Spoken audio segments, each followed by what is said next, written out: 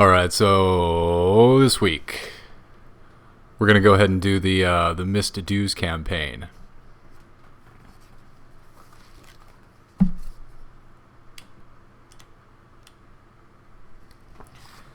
So, this campaign starts out in London, 1920s. Wait, no it doesn't. I lied. It's in New York. The last place you want to be at this time, 100 years ago. From now. But currently, last place you'd want to be. 1922. The 4 or 5 of you find yourselves in an office, kind of like a rundown office, and you're kind of looking around, and you see across the room a man behind a desk, and he's reading the newspaper.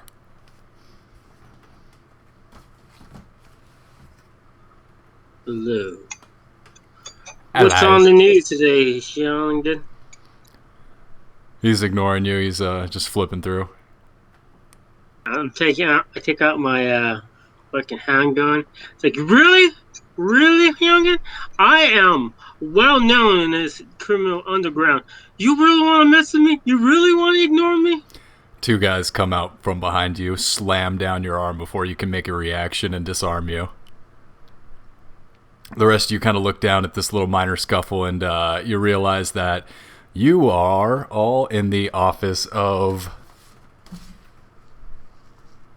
Mordecai the Hammer O'Leary. Now, Mordecai the Hammer O'Leary has a bit of a reputation around town for smashing people's hands to tiny pieces with his hammer. As you look across the room, you see, indeed, on his desk is a hammer.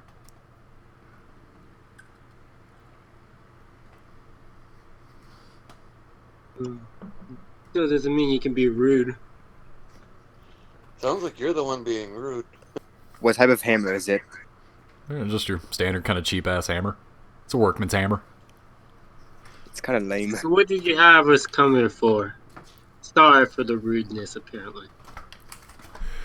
You look closer at the hammer. It looks like there's like some brown, rusty kind of stuff on it. He flips over the newspaper, and first time in the conversation looks over, puts the newspaper down. Well, howdy, folks. It's good to make your way in here on such short notice, Sal. I see that. Now, don't get alarmed. I know your presence here wasn't 100% voluntary, but I need a favor, and as you might know, you do owe me such favor, and I'm calling it in now. I'll tell you what. You do me a little favor, and perhaps I forget about the big problems you caused me in the past. Now, you heard of old Sticky Jack now. I know you have. He's that thief, small-timer, hangs out around the college. He don't pull nothing around this town without telling me and giving me a cut. This is my turf as it is, understand. Well, a little bird told me that Jack got offered a choice job, and this new player in town cut me out of it.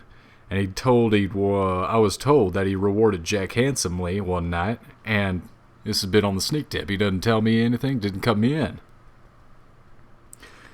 Now that's the problem. Jack got greedy and forgot to apprise me of the situation out here, and as it goes, he pulled 3 heists in one night.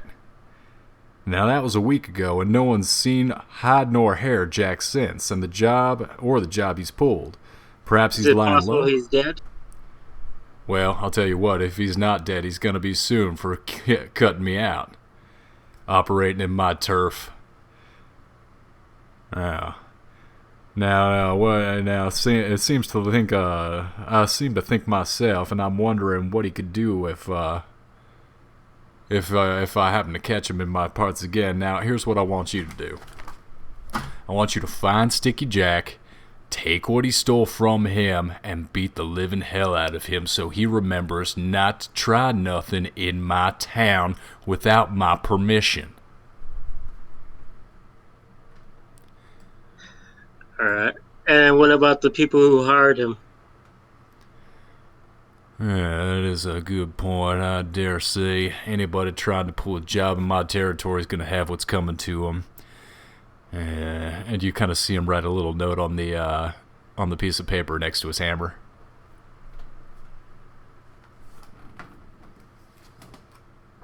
If we find out who it is, do you want us to report to you? You know who it is. I told you it was Sticky Jack. Now No, you I get meant out there and you find him.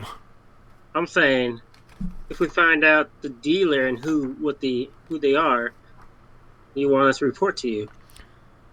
You know, I've got my own hunch on who that is. There's a new player in town across the way. Maybe you heard about his new church. The new church going up has got a bit of a darker leaning, and I'm afraid that this preacher may have been the one who hired out Sticky Jack to get these artifacts. Now, I have my plans to deal with the preacher, and you may be a part of that. However, business is business. First things first, I need you to go acquire what Jack lifted from the university so we have a little bit of leverage over our good reverend. How many hammers do you go through in 1 month?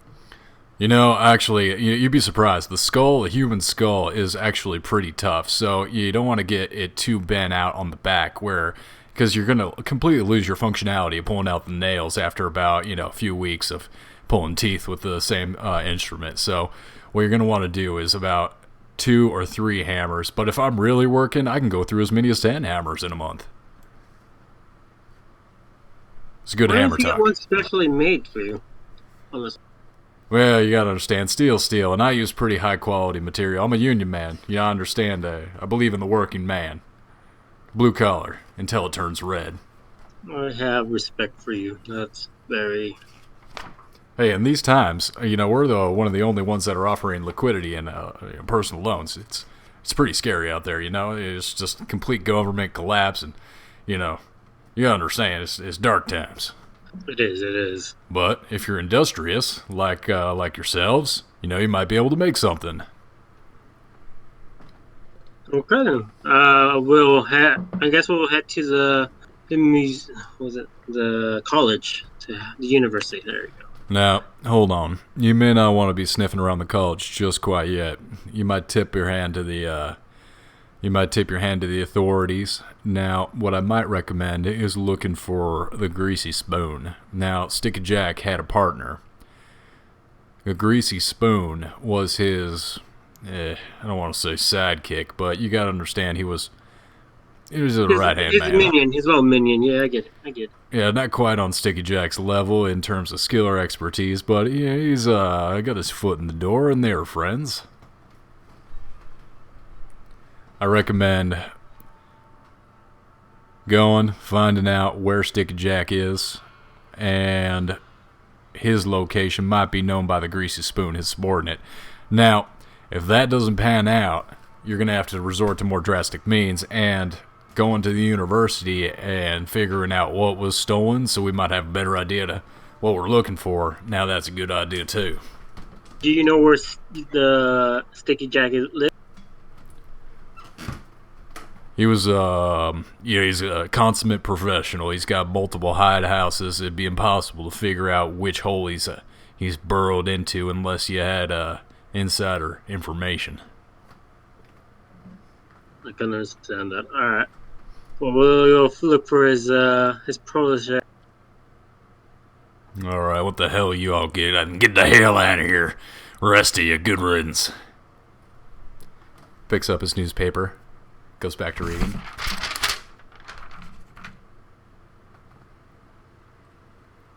So we'll head out. So what do you guys want to do? Where do you want to go?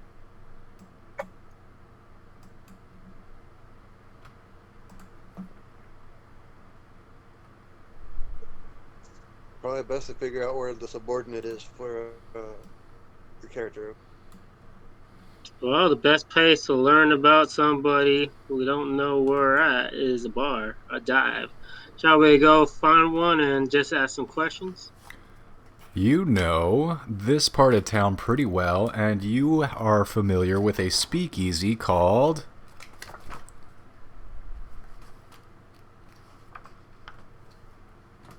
Wait for it, speakeasy.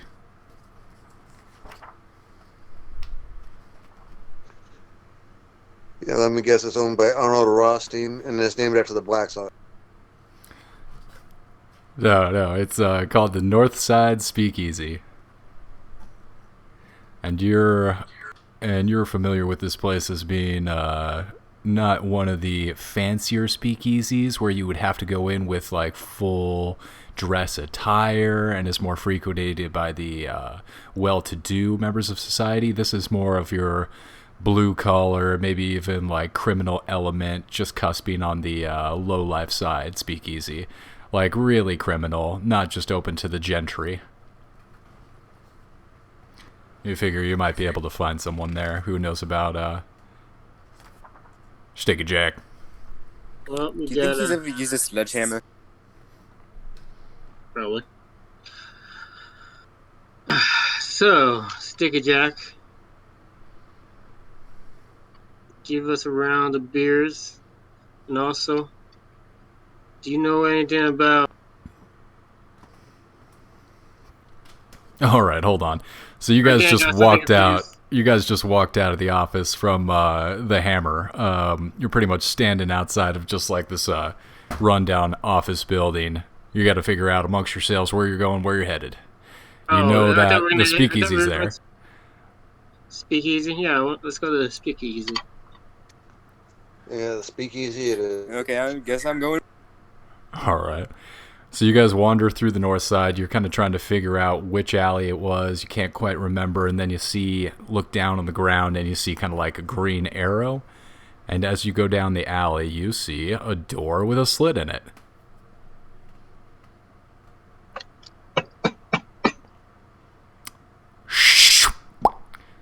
Slides back. Yeah, who is it? I'm looking for a drink. Can't help you. Slides back. I Yeah, what is it? hand him a $1 bill. I was like, I'm looking for a drink. He looks left, he looks right. You with the caps? They can go fuck themselves. I'm not anybody but myself. He snatches the dollar in. Door closes. 1, 2 seconds go by. Click, click, click, click, click. Door slides open. You can just see darkness inside. It's kind of hard. It's disorienting. It just looks black. I walk in. Okay. Really fast. Let me do a little bit of housekeeping. Can everyone give me your names and what class you ended up picking?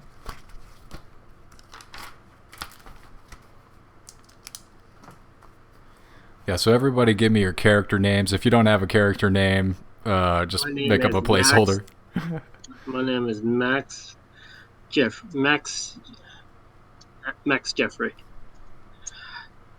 Criminal. Max Jeffrey, criminal. Got it. Finn Rabbit the Drifter. Sen Rabbit the Drifter. How do you how am I spelling Finn. that? Oh, Finn with an F. Got it. Hey, we'll be right back. Give me a second. Cool.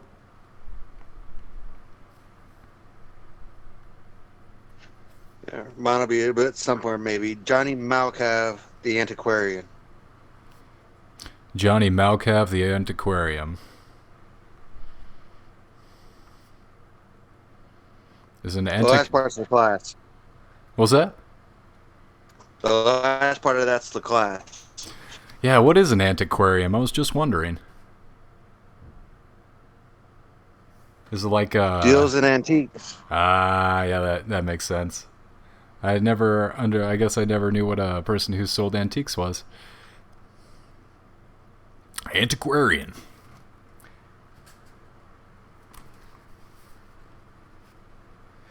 Alright, so you all enter the speakeasy. You walk down the stairs. It's that first step's a doozy, but as you kind of regain your balance and you find the hand railing, you make your way down kind of one step at a time, and then 2 steps as you find your balance, and then you emerge into a heavily smoke-filled room with a green light.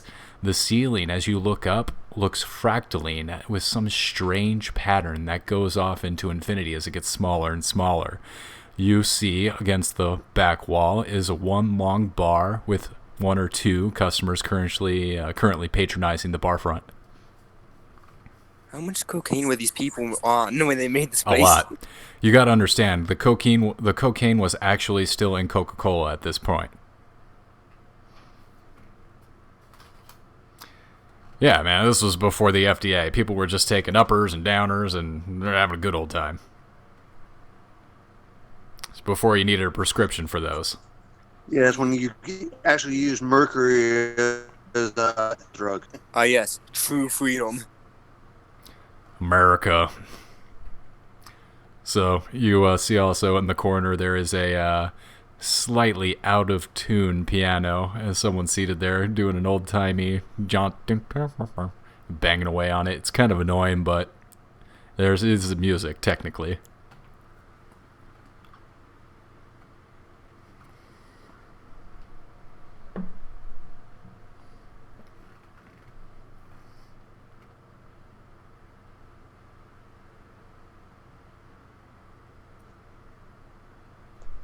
Yeah, I wanted to take a look all the way around, looking for anything out of the ordinary, like a spot hidden check or so, just so I can see like defenses and whatever else might be going on. Go ahead and do a spot hidden check.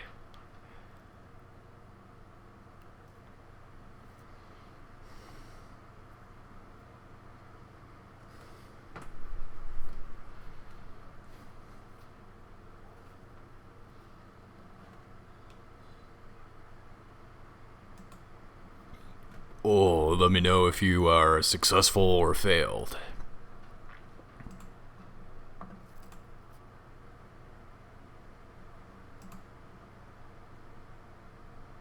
Nah, you just realizing you don't have the dice? Oh no, I gotta download a dice roller app. No, I'm forgetting how to talk. That's what is it? 40 against that 50 in the blue. Alright, so that would be a success. He just talking to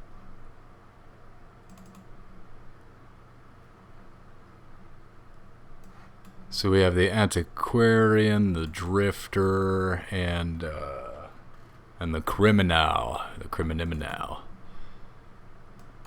Wait, he's a criminal. Not much trouble with interacting with these folks?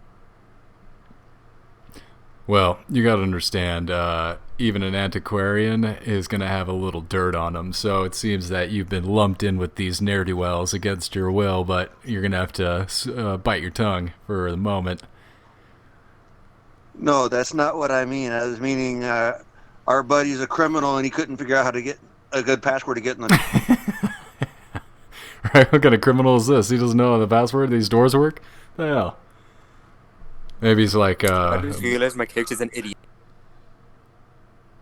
Well, I love playing idiot characters.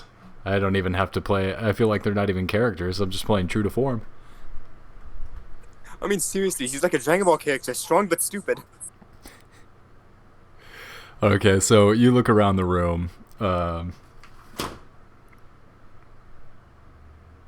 Alright, Johnny, you look around the room, and you see off in the back that there are there's some casks.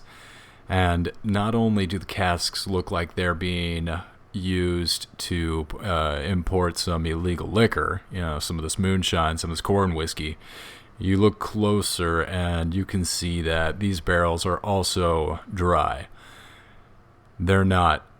They're being used to move something besides just whiskey. It's not only whiskey that they're moving through this particular speakeasy on the north side.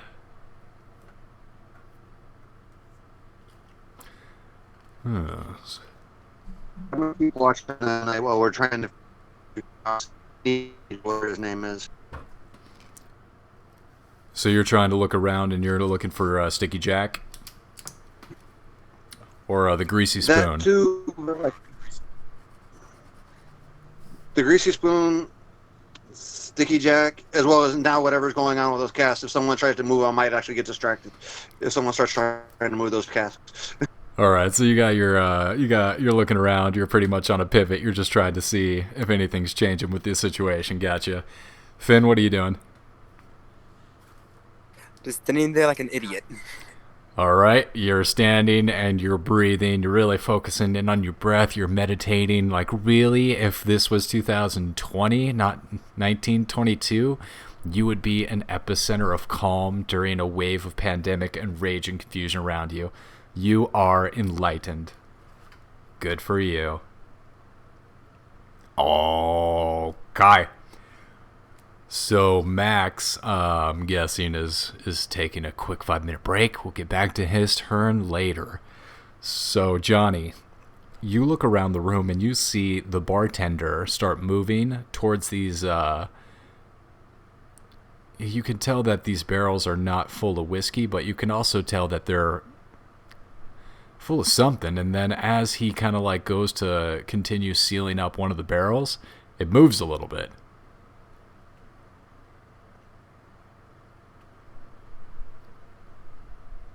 Not like a lot. It just moves a little bit.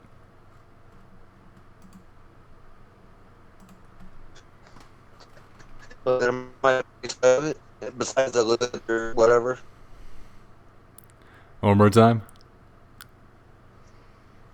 Like there might be something living inside of it versus a liquid or something that just moved when he poured it in or whatnot. Make a spot hidden check. Maybe like you kind of just see, it was really quick. You just saw the barrel move a little bit. He's kind of frustrated. He's frowning. He's like, oh, kind of gives the barrel a little kick. Okay. Continues to seal 14. The top. 14. Yeah. Okay. Yes. So you notice that it moves again, and it's kind of moving like around the rim, and you hear a little squeak come from inside, and you know, at this point, he's kind of like really frustrated, and he's kind of just like slamming down the top and trying to seal the top back down. And then he kind of finishes with that barrel and then moves to the next one. Interesting. Once he's done doing all that and walks away, I want to go check out as indiscreetly as possible, check out those casks. All right, so you wander up to the end of the bar, and you start inspecting the casks, and you see that this end of the bar is where the back bar room kind of extends and goes into a separate room, and this is clearly the cellar. So as you look down back into the cellar, you see about 6 or 7 casks standing free that have just been like rolled into position and sealed up, and you see like 1 or 2 of them every so often kind of like bump and move.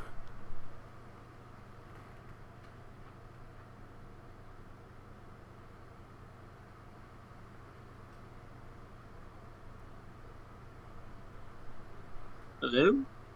Yes, welcome back. Were you guys waiting this whole time? Yes. Because the show must go on. So essentially, to catch you up, Max, Finn, and Johnny have just moved up to the end of the bar, and they're inspecting these casks that are moving into the cellar. They're half in this room and half into the room behind where the speakeasy is, and they've noticed that a few of the casks have kind of like bumped and are kind of wiggling. Cool. Yeah, and as you guys kind of look down, the barkeep is interacting with some other patrons. He's looking down at you, and it looks like he's getting ready to come over and help you guys out with your order. Good to hear.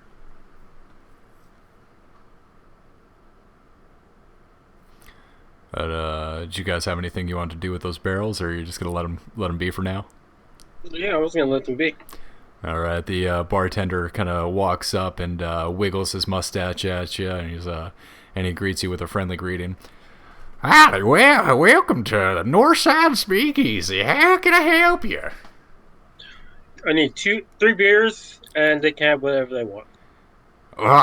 Just 3 bills for yourself? All right, stranger. And he walks away and starts pouring them out.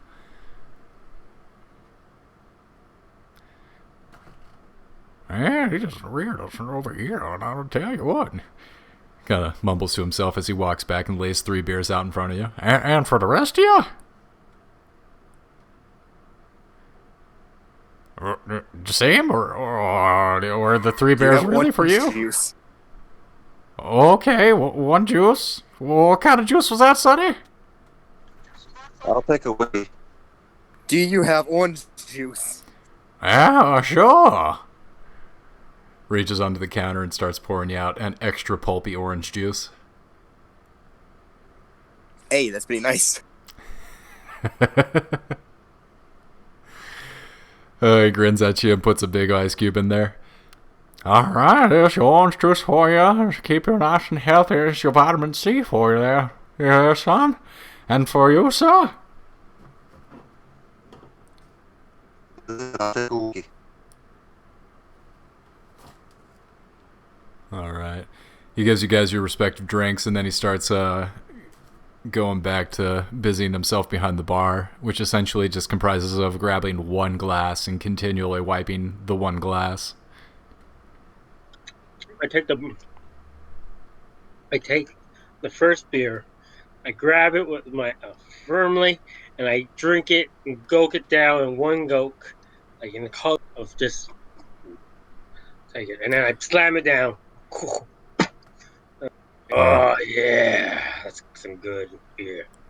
Alright, Constitution check.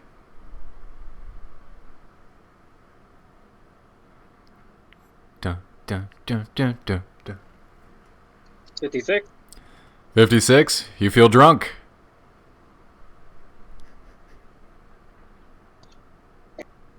All right. What are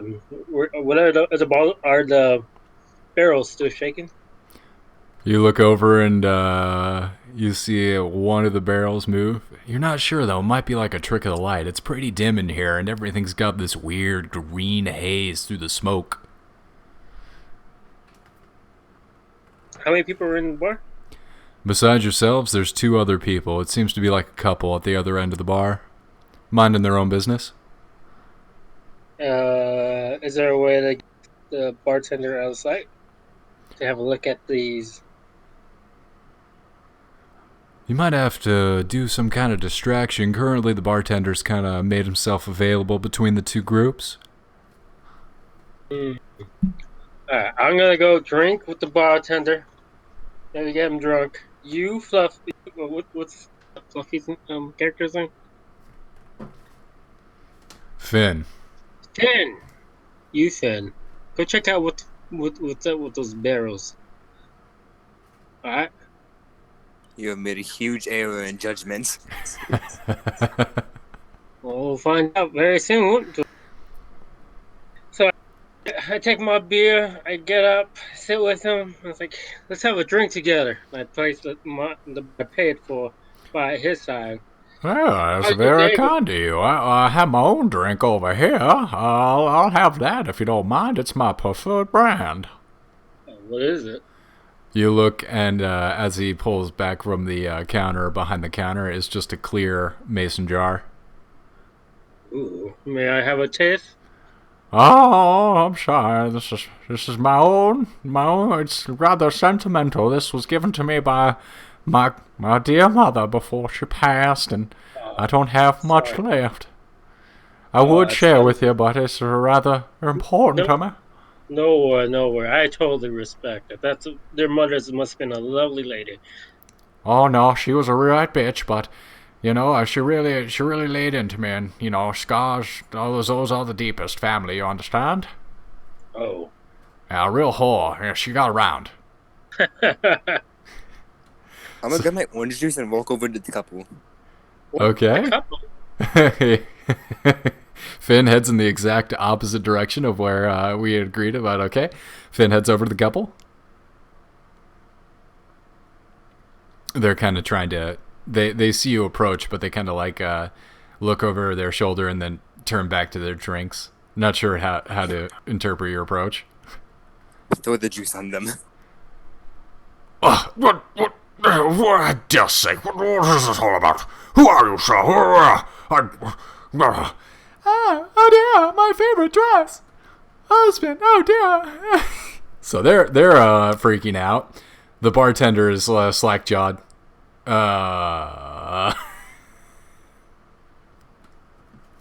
Walk back over to the group. How dare you see that guy? How dare you? That guy's a madman.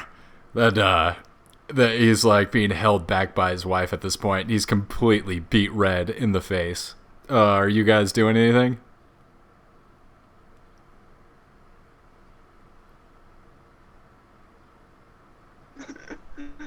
Really now, really.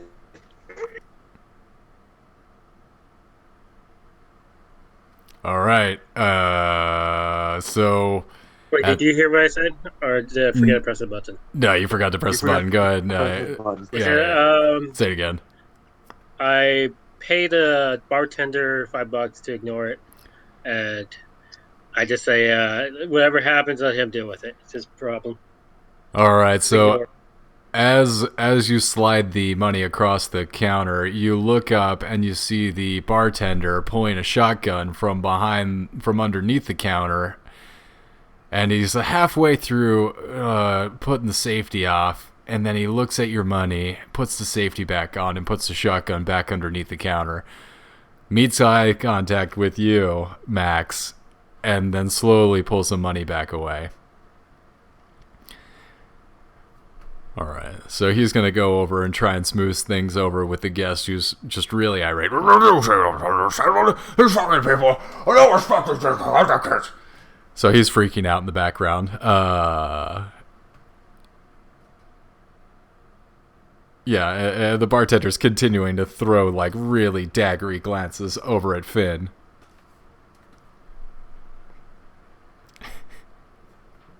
What are you doing? What was the point of that? Trying to get banned from another place. What? On a side note, what's that green haze? Is it something natural or otherwise? So you look around and you see that the green haze isn't so much, it's not a physiological phenomenon, it's just the lighting. So there are green lamps throughout the basement, throughout the speakeasy, and the couple smoking and the bartender smoking. It's just the ambient smoke that's getting lit up green and has this strange effect.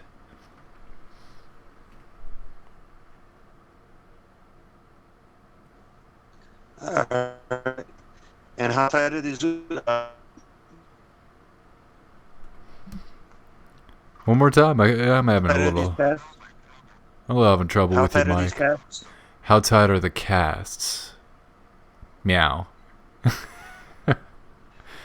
You know what I'm trying to say? I keep getting disconnected and reconnected.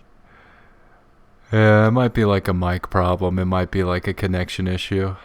But yeah, you're trying to see how close something is together. Yeah. See if there's something to be easily knocked in or whatnot.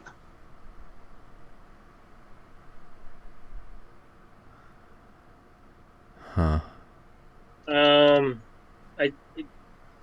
gonna be honest, man. You're like cutting out like crazily bad. Yeah, it's hard to catch all I the. figured that. Easy would be to knock off a good of the casker. Well, not because I know the bartender was trying to make sure they were super tight, but I don't know how well he succeeded. Oh, you're trying to see you're trying to see if it's like if we can't open it up if we knock it down or something. Yeah, do something where it looks like it's more of an accident than on purpose, like it actually is. Well, your the other guy just poured orange juice on a couple. It's probably a good Yeah, distraction. but we Go don't want ahead to and look like we're actually trying to get in the cask now, do we? yeah, go ahead and roll a dexterity check to kind of try and knock over the casket, but make it look like it kind of just fell over on its own. Yeah. Go ahead and roll a dex check.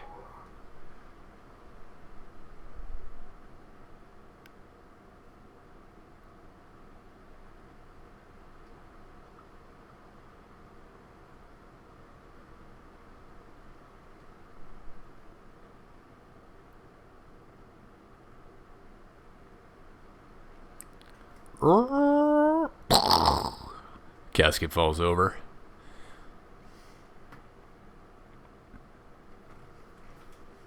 I'm gonna have to push it. I rolled a 74 with a dex of 70, so I want to push it. All right, go ahead and Start push to it. a patron is carrying me. Okay, 46. 46. This guy rolled a 49. So he looks over just as you begin to push it, and somehow you play it off like you're trying to catch it as it falls down, and you successfully pull it down and trick the bartender, and it smashes into 1,000 pieces, and there lying on the floor is a 12-year-old girl. And she looks up at you with horror and terror in her face. Confusion, not sure why she's there.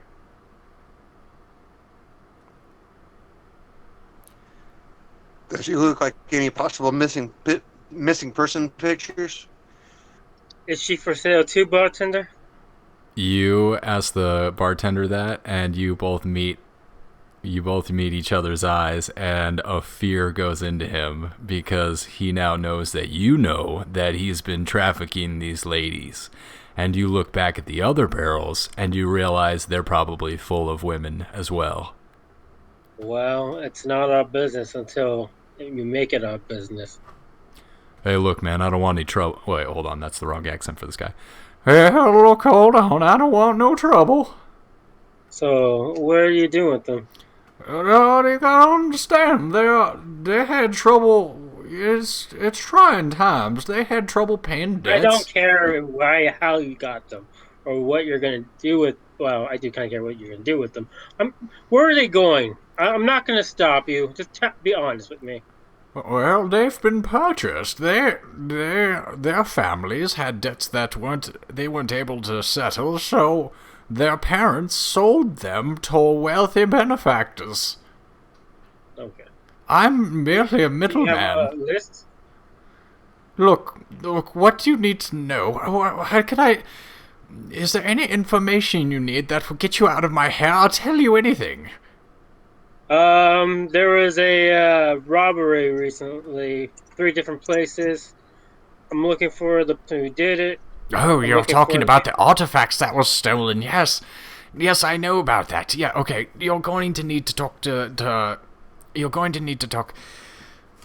Alabaster Spoonage. Now, his Alabaster's street name is the Greasy Spoon. He can be found over by the college, usually in the afternoons, trying to rob he's usually trying to rob the new students who don't know their way around the campus yet. Now, please, you'll find him there. He's always there at the campus courtyard. Please, now just go. And I point at his triple X liquor. Give me one. Okay. He walks over and then slides the triple X liquor across. Yep, that's a fine vintage. Thank you. I place a 20 on the ground on the table. Thank you for your business. I sip it and walk away. Yep. Fair's fair. He's thoroughly confused at this point, but he walks around the counter. I don't give a He walks around and picks up the small child and pulls her into the room behind the... Have a good life, little one. You might become a mistress and make that money. Fucking... Stop being a baby. I like how these guys act, dude. Let me head out. Alright, you guys make your way back up the stairs, out back into the alleyway. Well, I guess you did what you gotta do. Nicely done. It works a lot better than ruining someone else's dress and making a big fuss. It just makes it more. That was my intention, though. You wanted to make a bus? You wanted To get fake banned. it? That's one kind of distraction. Well, now we know he does human trafficking. What do you want to do? Do you want to stop it or? Well, we're far away from the door, by the way. And it's refreshing why I'm saying this now. Or we can. Oh, actually, why don't we just find out who he's selling it to? We'll stay for the night. We'll do a stakeout. See where the bears go. I'm done with that. All right. Yeah, we could do that. Maybe do a bigger payday in every different direction that way. All right, we're gonna stay the night, sir. Stake it, and find out where these bears are going. All right, well, you guys stake it out, and for the majority of the day, nothing happens. However, eventually, you see a lot of activity around Reverend Father... Hang on. Reverend Father Anthony Morency, the minister of the Second Heart Church at 554 South French Hill Street. Now, this is going to be on the lower south side, and Father Monnery presides over a predominantly Italian congregation, although a handful of Irish Catholics who live in the vicinity have also amassed there. So, you will see... Yeah, you'll see a lot of activity coming in and out of his church, and you'll also see that... are you guys... Well, I got confused. Are you guys staking out... what are you guys staking out for? The barrels. The human trafficking? Okay, so you're trying to investigate further where the human trafficking barrels are headed? Yeah. Got it. In this world, human sacrifice is, like, definitely key in this world. So. Of course it is. How else do you keep everything running smoothly? True. Did that child look familiar from pictures or anything like that? This is kind of before the milk carton age. Although, I guess missing persons in the newspaper would still be a thing, but no, you do not recognize the child per se, no. And I'll say, where exactly are you guys posting up outside the speakeasy? Can you describe where the location so we have a better... So from the alleyway, essentially this building is going to be, it's a standard affair.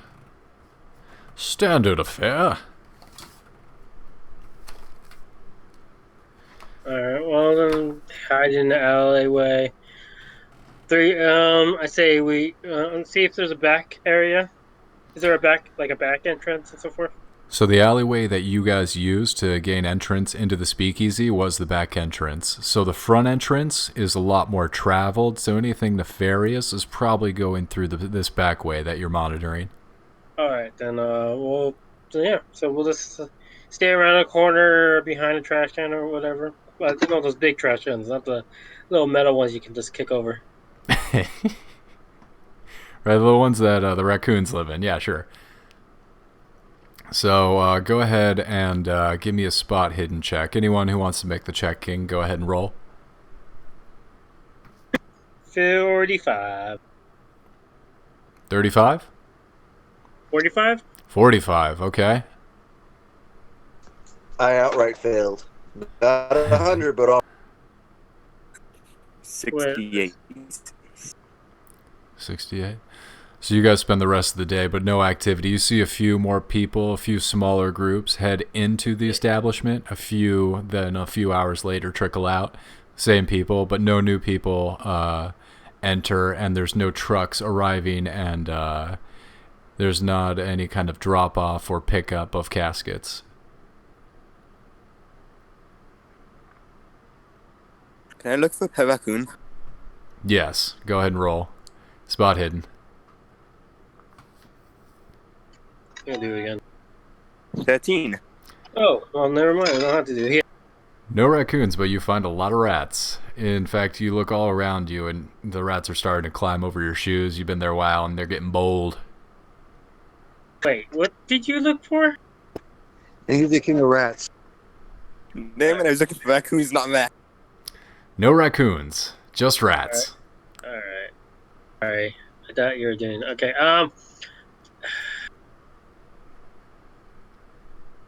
Fine. Let's wait an hour. One more hour and see if this works. All right, so you guys go ahead and wait another hour.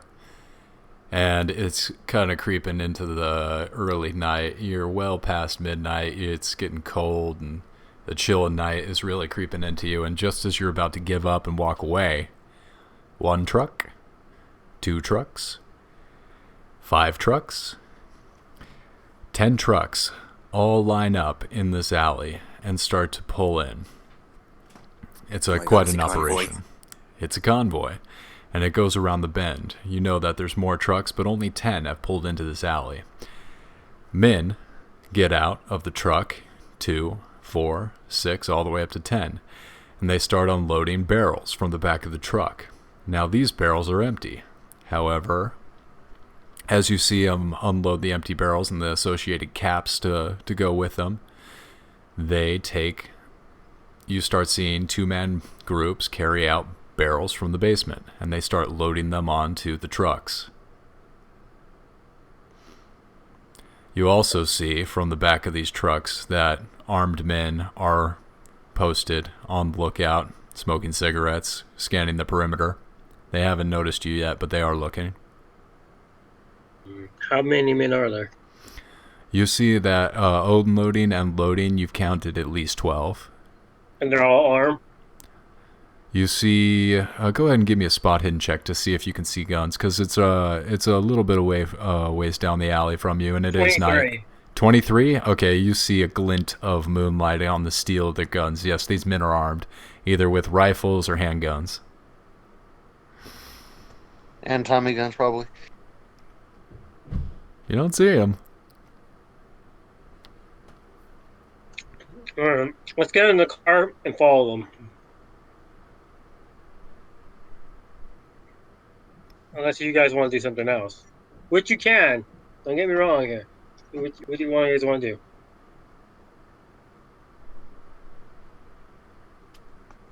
Yeah, we can follow. We need to stay a very safe distance behind.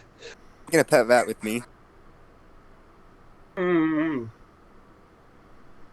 All right, so you guys falling in line with the caravan? Yeah. Oh my! All right, so go ahead. Preferably at a safe enough distance so we don't get ourselves killed beforehand. I'm just holding to that like a normal person. Whoo boy! All right, so you all falling back, hopping in the car, and gonna try and surreptitiously slip into this caravan. Who's driving? Who's the driver? Who's the baby driver? Wait. What's happening? I thought this was your plan. Is this not the plan? I said we're going to fall behind them. Oh, so you want to follow the caravan at a distance? But now that you did that, I want to do that instead. Oh boy. That does sound more fun. Okay, you're driving? Johnny's driving? Shit. I'm gonna drive and get ready to fire at them. We're taking these women's home. All right, Max, give me an automobile handling check. What is that? Driving auto is 25. Bill, is that Oliver? 25. 20. Is that a success? Yes, 25. Wonderful. All right, so you guys very, very closely slip right into the mist as these caravan guys pull away. You kind of just pop your lights on and pull right in behind them. You guys are chugging along down the road.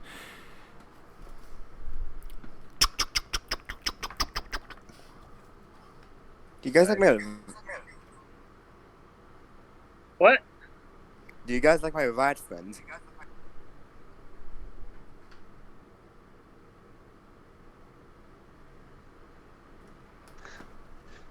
Finn thinks he's the king of the rats. So. Finn Rat King now? Oh boy. Well, I you have can have taken them kill. You can have them eat the eat the bad guys, man. Have them go eat the bad guys. Timothy doesn't like to eat humans. How do you know? Have you He's fed a him vegan humans? A vegan rat. Explains why he's so skinny and malnourished.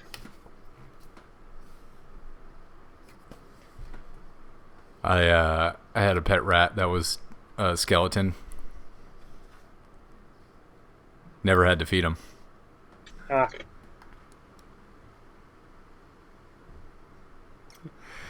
All right, so you guys continue in the caravan, and eventually you make your way out to the countryside, and it's getting eerie because the fog is so thick.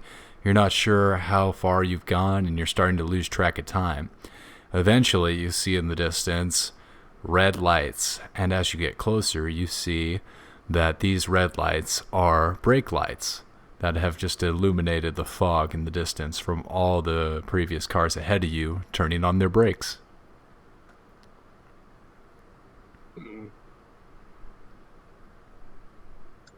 in the meta for a second.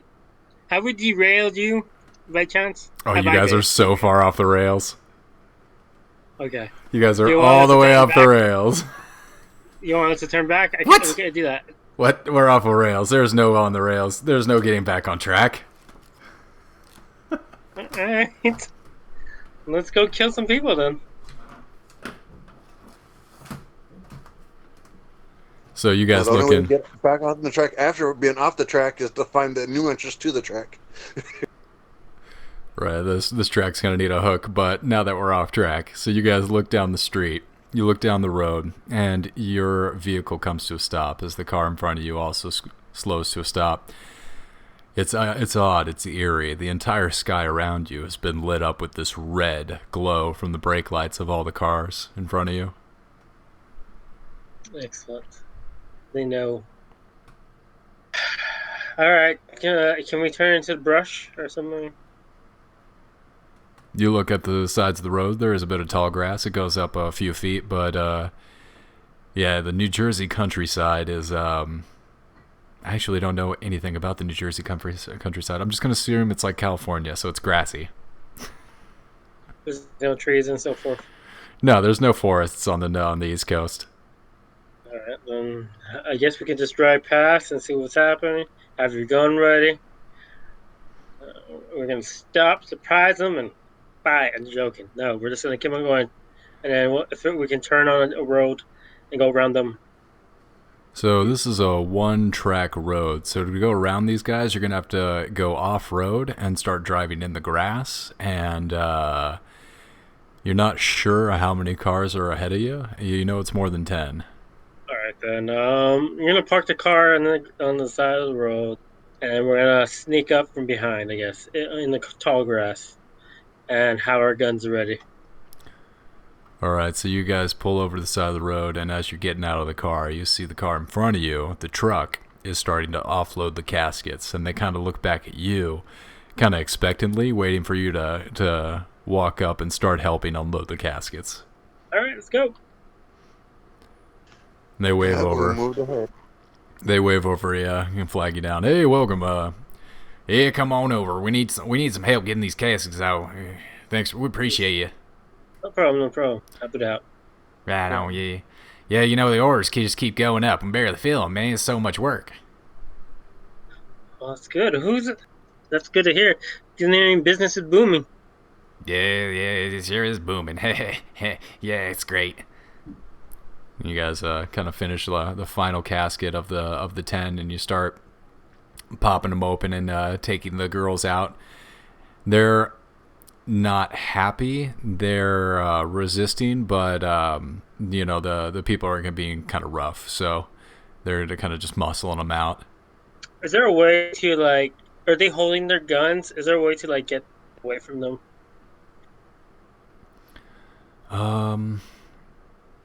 So there's about in this truck here, I'd say there's about 4 people. So there's 3 of you and then 4 of them.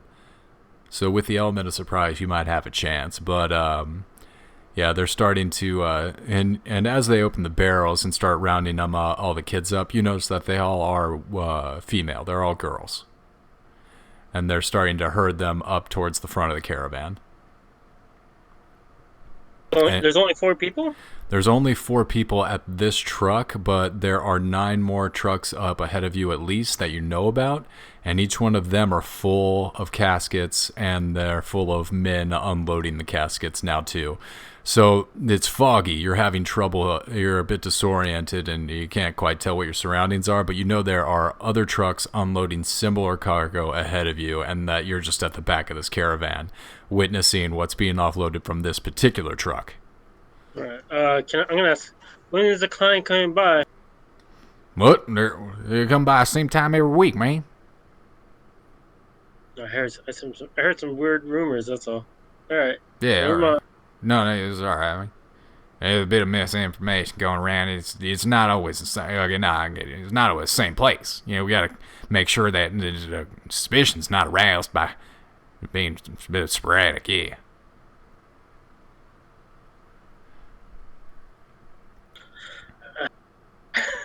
Alameda, trying to figure out when he gets back on route. This game is thinking. So as you guys are kind of talking with them, your entire group is moving forward down the road. And as you continue to move, your group kind of amasses and congeals with the rest of the people. And you're noticing that this was a lot more than just 10 trucks. This was probably closer to about 100. And this is thousands of people starting to move down the road. And you are joining them, and you're moving out into a giant field. Okay. Hey, GM, you're not going to try to kill us it's for getting off the rail, are you? Look at this joker over here.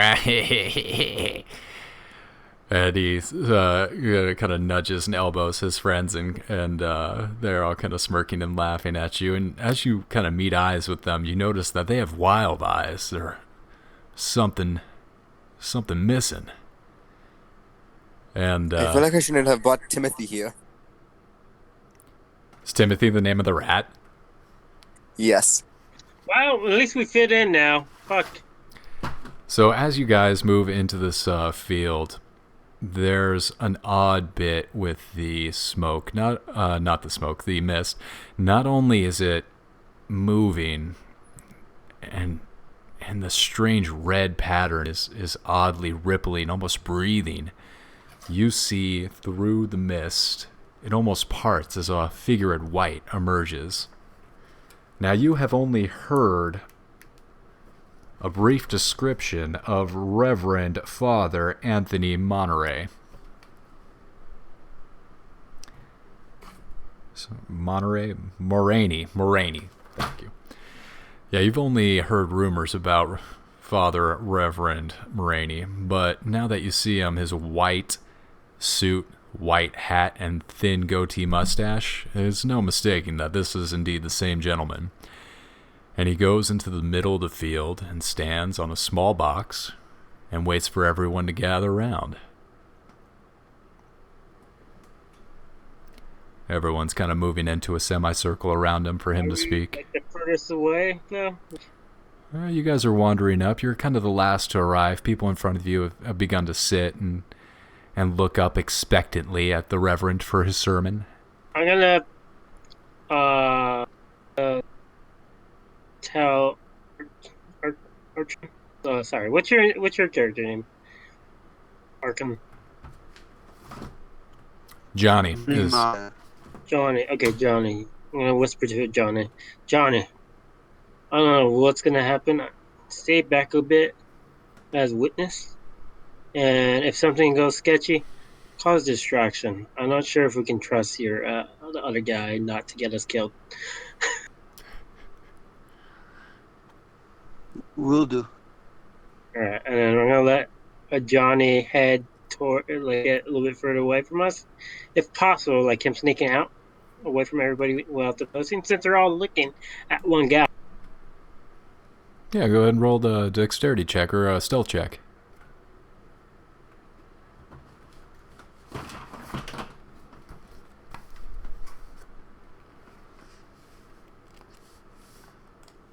Johnny or me? Oh, you got 10? Nice. Oh. All right, so you guys slip away very sneakily like ninjas. Naruto would be proud. Good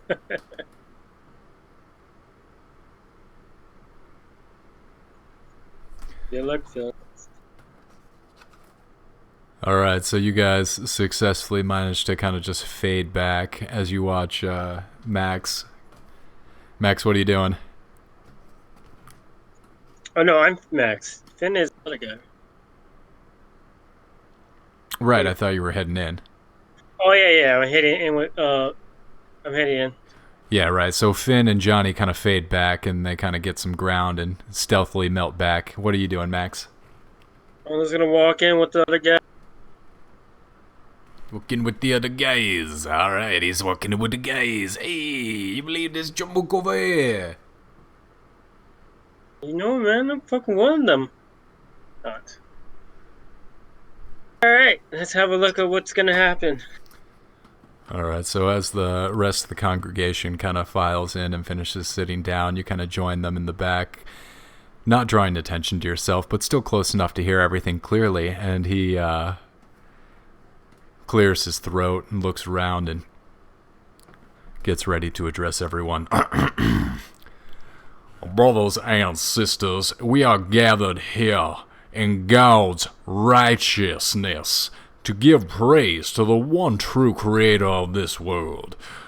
Now, join with me in the madness and confusion, and praise be to Azathoth's name. Join me in the recitation of the last syllable. And with that, the whole group goes into a low, guttural chant. And they all, as one, begin to call the name of Azathoth, the last syllable of his name. Everybody go ahead and roll a roll sanity check. Yeah, essentially you guys 19. 19? Wow, nice roll. Yeah, you fell on an Azathoth cult, dude. Ugh, hate it when that happens.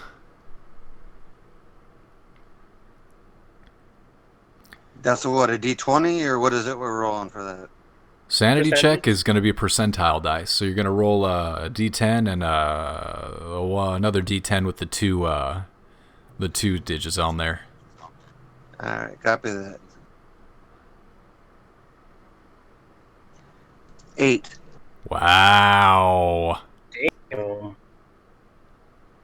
And Ben has 33. 33. 33 or 53? 33. Okay, all right. Okay, so you all succeed, and you all listen to this strumming beat as they call Azathoth's name, and the waves ripple as reality bends, and you all feel it claw at your mind and then pull back and resist as Azathoth's name tries to drive you insane. So you all see this cult. You all can feel the pulses of energy as the Azathoth's name is called. You, sir, Max, since you're close to the group and you're kind of just trying to have to mumble your way through it and pretend like you're calling the Dark Lord's name, you can feel it more intensely. Johnny, Johnny and Finn, you guys, you're further back, but you still see the scene, and it looks grotesque and horrific to you at a distance. Still feel the pressure of it, but at a distance, you feel more safe.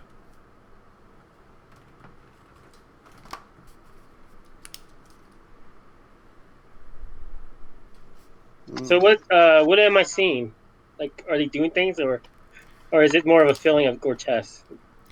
It's a feeling of gravity, like you're being pulled in by this force. You're not sure what it is, but it's irresistible. It's overwhelming. It's like the entire universe, the foundation, the cornerstone of existence is being pulled down upon you, like you're about to be crushed. It's probably just a genjutsu. How far is the preacher away from me? Yeah, maybe a good 20, 30 yards. You're in sprinting distance, but at this point, you're not in any particular danger. You can tell that the intense pressure being placed on your mind is going to be dangerous for your sanity if you continue to stay there, but you're not in any physical danger. And the women that were there, are they chanting and doing anything different or weird or fucking crazy? So both the women, men, and children at this seance are all acting crazy. They're very Pentecostal Christian vibes. They're reaching into the air. They're clawing at themselves. They're pulling their hair out. They're tearing at their skin. What about the people who brought... You look over and they're beating their breasts and bruising themselves. Well, I'm gonna raise my gun and hit the preacher in the head. Aim. Wow. Go ahead and take an aim shot at the preacher.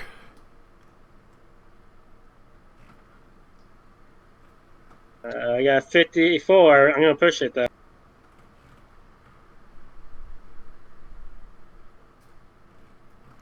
Okay, what's the push?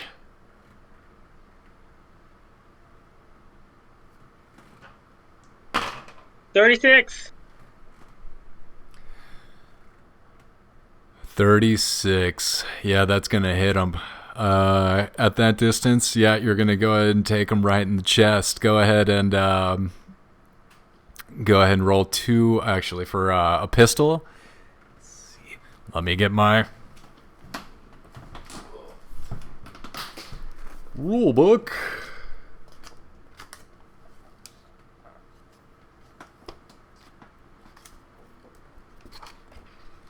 Do you have a D6? I have 3D6. Go ahead and roll 1D6.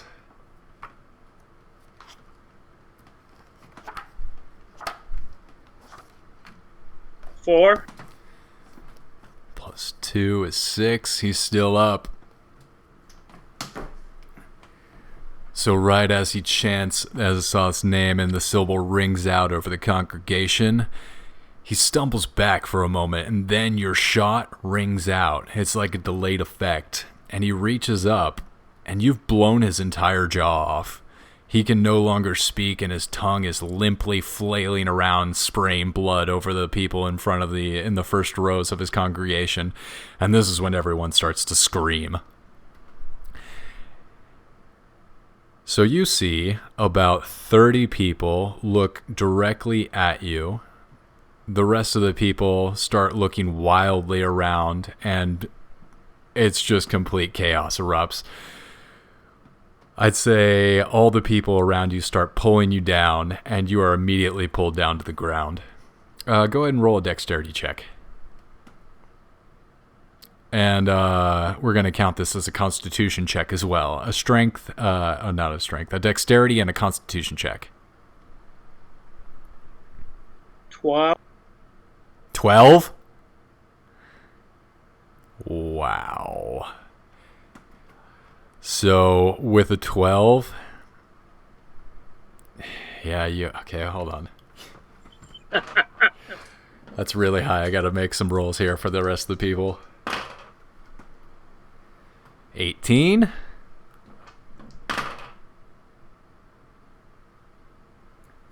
Give me a second. And 45. So these people would have needed a hard success to grab you because... I'm sorry, man. Give me one moment. I'm sorry. Give me... Oh, go ahead. So as you, Finn and Johnny, you guys are watching... Oh, no problem. So Finn and Johnny, you guys are watching Max take aim and take a shot at the dear Reverend. What are you guys doing? This is why Timothy is a vegan. What? What does that have to do with anything?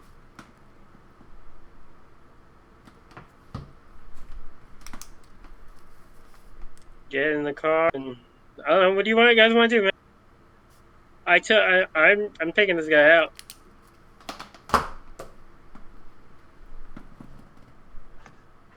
We need Eddie and his dynamite.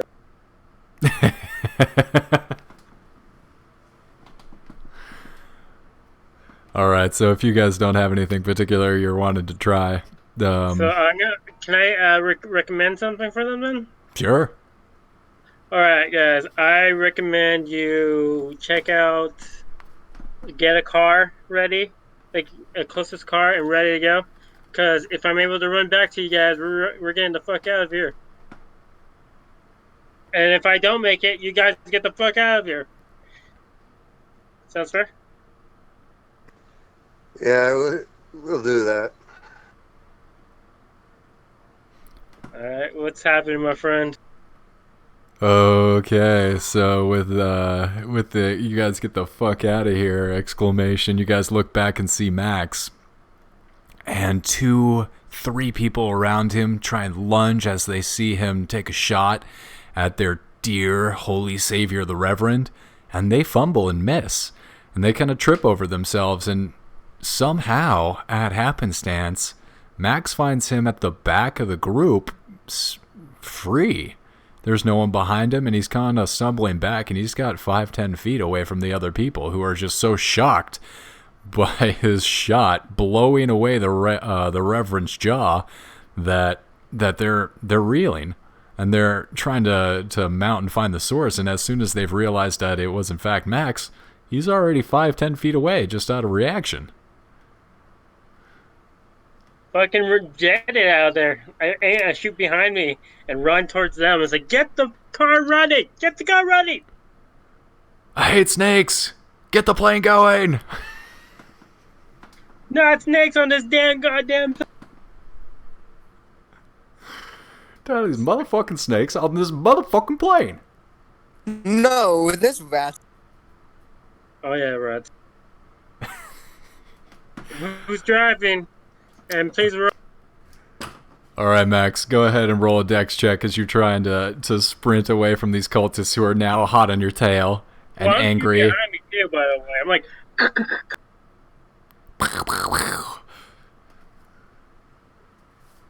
I'm gonna do it right now. 14. Wow. Yeah, so you just shoot over your shoulder and you blow off the head of a cultist without looking. It just explodes into a geyser of blood. What the fuck, man? These rolls, they're gonna catch up to me now. I know it. I just know it. Hey, you roll high. Gotta roll low. That's true. Alright, do we get in the car? That actually depends on who's getting the car going. Who's getting the car going? Get it going. All right. I'll get it going. I'm in the back seat with the rat. Go ahead and roll a dex check. See how well you're operating this car and you can pull it up.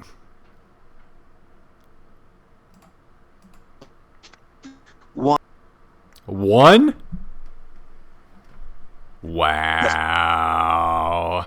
So like Speed Racer, you drift sideways, and like Vin Diesel out of Fast and Furious, you drift into these two and pick them up as the cult is just about to catch them, and you start speeding down the road.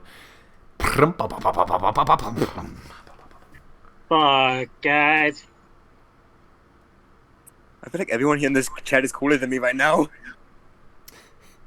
Well, you did. I mean, I just have rats.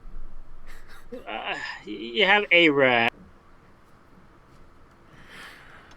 The cult I have a is... rat then now. Okay, let's head back to town, and this time let's go find this guy. Let's go do what we got hired to do now.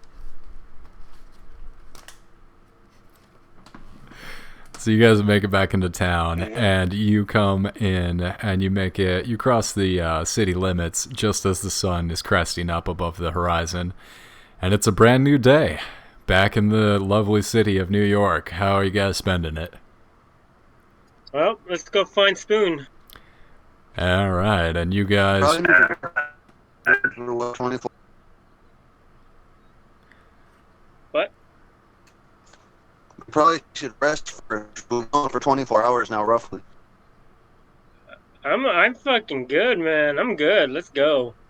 I just killed the priest, or badly injured him. Who's in it? Just grievously wounded a preacher, so I'm sure that's going to be good karma. He's definitely on the adrenaline.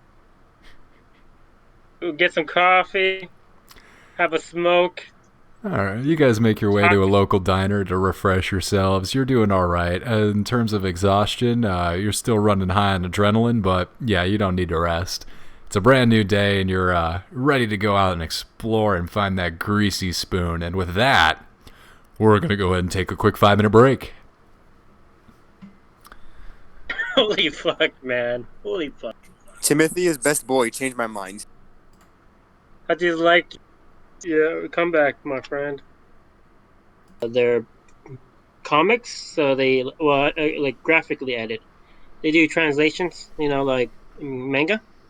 So I would edit the mangas so they can like make it cleaner. I was like cleaner. There you go. That's the word I was looking for. And Ooh. my group was the Dark God and the Perv Temple. There you go. Perf Temple, that's my kind of temple. Yeah, the Harem Temple and so forth. Yeah, so that's what our group was. The cleaning side was the cleaner, or the Perv Temple. Anyways, that's where I got it.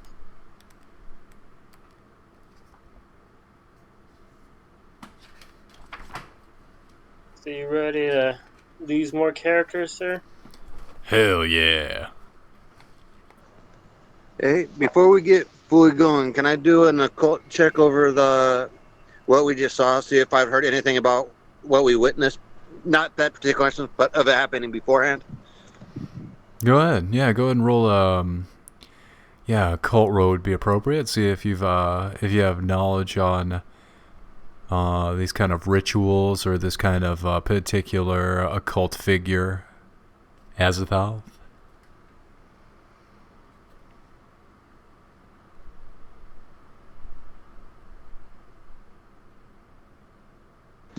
$29, which is a success. Okay, so what you know about Azathoth is that he's a particularly dangerous god. He's one of the most powerful outer gods in the Cthulhu pantheon.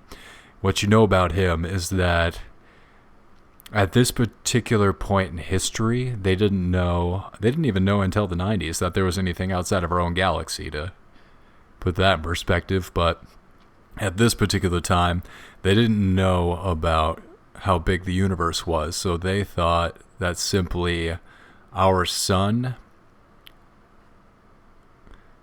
was the center of our solar system, and that our solar system rotated around a supermassive black hole in the center of our galaxy.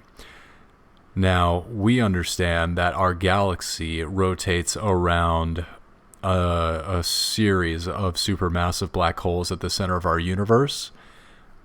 These black holes are Azathoth. Azathoth is the center of our universe, and all matter and time is structured around him and is based off him.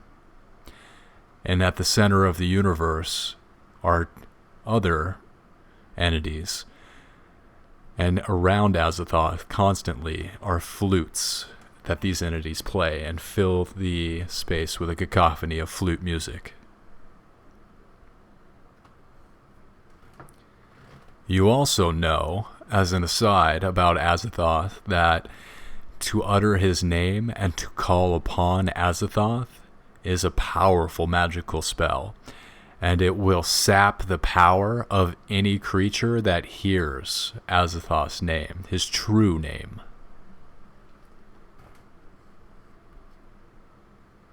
Which is basically what we ended up walking into. Could be. And stops, may I add. Holy fuck, he can't talk, sure. Unless he, oh man. Probably should finish the deal later. But I'm pretty sure he can't talk anymore. He won't be calling any old gods' names. Hey-oh.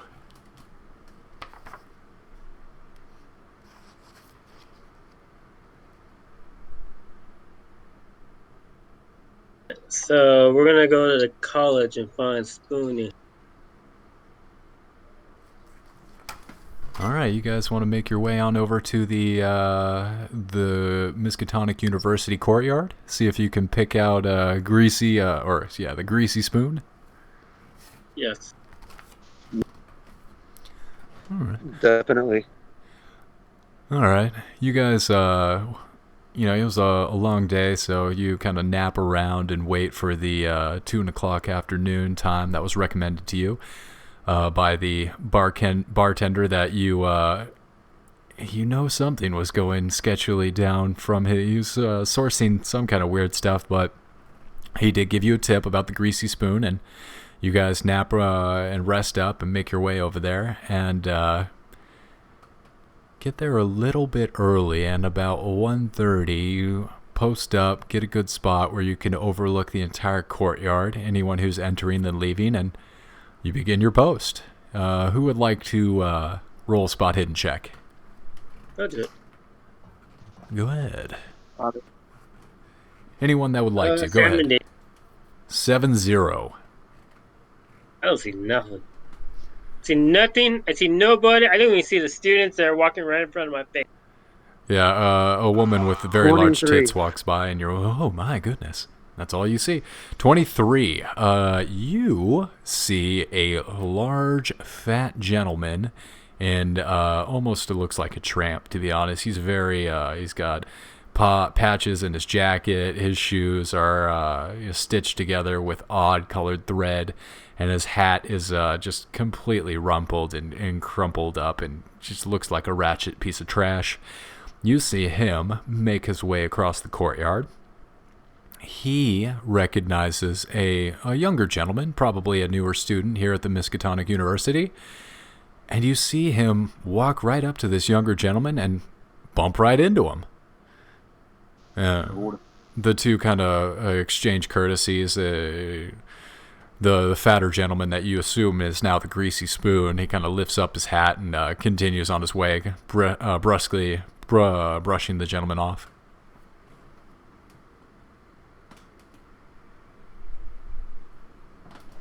Did we see him look like he took anything? You can go ahead and do a spot hidden check.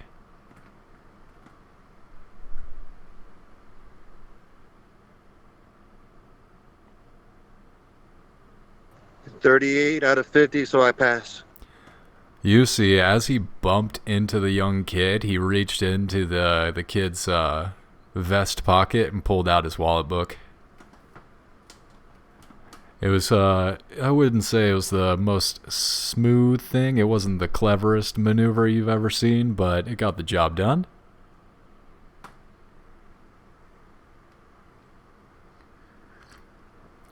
Yeah. I'm gonna go to the kid who just got robbed. While the other guy walks away, and I was like, "Hey man, I think he stole your wallet." What? No, surely you're mistaken. I have it right. But I swear I just had my wallet right here in my coat pocket. Yeah, I'm pointing, and I adjust my head towards the fat fuck that just bumped him. Yeah, well, maybe he has it. No, surely you're mistaken. He's such a polite gentleman. No, that's completely balderdash, sir. That's completely ridiculous. I must have forgot it at home today before I left for class today. Yes, that must be it. I'll return to my dormitory straight away to make sure that I rectify the situation immediately. Alright. Well, then I'll go have a talk. Well, have a good day, sir. Yes, you too. No, yes, you too. Of course. Yeah. Cheerio, sir. And I said that into his face. What a fool. That was a walk away. Some people, dare say. The greasy spoon kind of saw that interaction over his shoulder. He kind of looked back, and he sees you making his way towards him, and he picks up his pace. Wait. Well, he's looking at me. I'm gonna brandish my gun on my side pocket. He sprints. He's in a full run. He sees the gun, and he starts taking off running. Oh yeah. All right, fine. I'm gonna try to cut him off. Coming at you, ass. We're coming. I'm coming. I take out my gun. I said, I am the police. Get down. Get down. This is the police. You're under arrest. So Go ahead and roll I run a at him with the gun. yeah, go ahead and roll okay, that's interesting. Go ahead and roll a deception check. I'm gonna try to cut the kid off while he's doing all this. Dexterity check. I'm just trying to tackle him for no good reason. Also a dexterity check. We got 2 football liners, 2 wide ends trying to make the tackle on this guy. 61 out of 65. 16. That's a good intimidation check. I failed mine, so it's between Finn and Max. Vin? Finn passed his dexterity check. Oh, that's good, because he rolled a 14 on his on the deception check. So he looks back and he sees you with the gun and screaming police, and he is not sure, and he just figures that he can make it around this corner and get away from you in time as Finn fully horizontally leaps through the air and crashes into him and knocks him to the ground. Both Finn and the Greasy Spoon roll over end over end on each other until they come to a rest in a pile of garbage. Clank, clank, clank, clank, clank. Nicely done, Finn. Nicely done. Oh, wait, don't hit So me. what now? I'm Don't hit me, sir. Don't hit me, Governor. I swear I didn't mean it. It's just not. Can I hit him? Yeah, I can't stop you from hitting them. Give me the wallet. Max, can I hit him?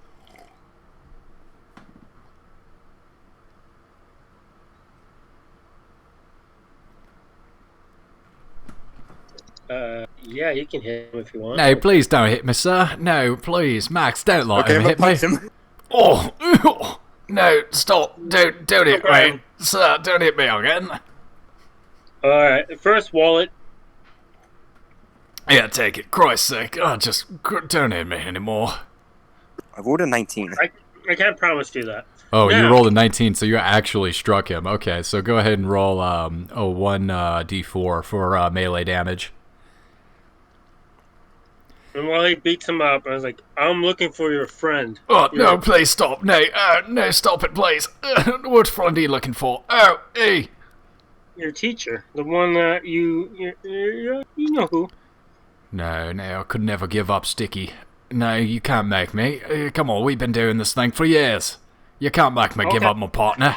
And I put the gun to his You rolled a kneecap. 4 on the D4. No. Wow. Okay, so he takes like a real heavy one to the gut. Oh, no.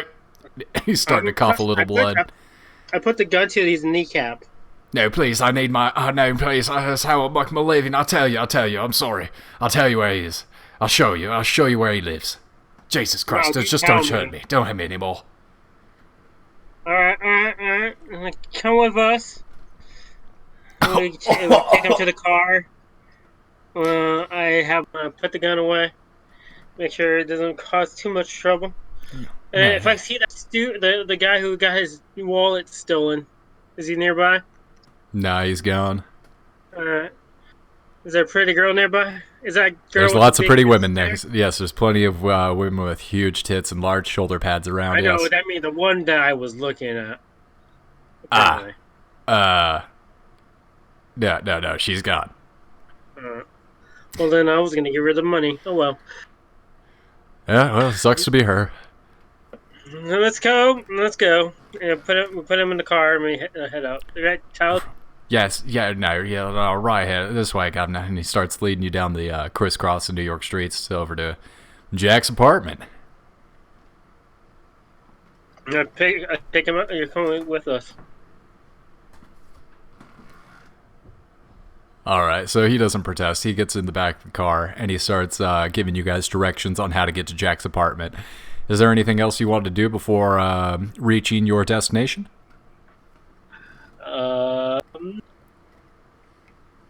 Do you guys have any recommendations? Do you want to do anything? When was the last time you talked to Jack? Well, I haven't seen head nor hair of him in about a week. He told me he had some big score planned out. He was going to do 3 jobs in one night. But, yeah, ever since I know he's working for the Reverend Monterey, but I don't know what he was trying to get or what. I did see the story in the newspapers the next day that the university had missed some artifacts. There was a dagger and there was some kind of scroll or something like that, but I couldn't tell you more than that. I don't know. I don't know what Jack had to get those things, the dagger, the scroll for, and I don't know why the Reverend wanted them. You know, your friend pissed off somebody very important in this city, and he's not happy about not being part of the cut. Oh, are you talking about the hammer? Oh, God. Not the hammer. Oh, shit. Fuck. What do you think we were so ruthless on you? Oh, that's If we all were coming. ruthless on you, you know who would be ruthless on you. Oh, fuck. It's all coming together. All right, look. I'll tell you what Jack is, but you got to work with him. He's not a bad guy. You got to give him a chance. The Hammer's actually a pretty good guy. Well, how do you say that? He's not. He is in my books.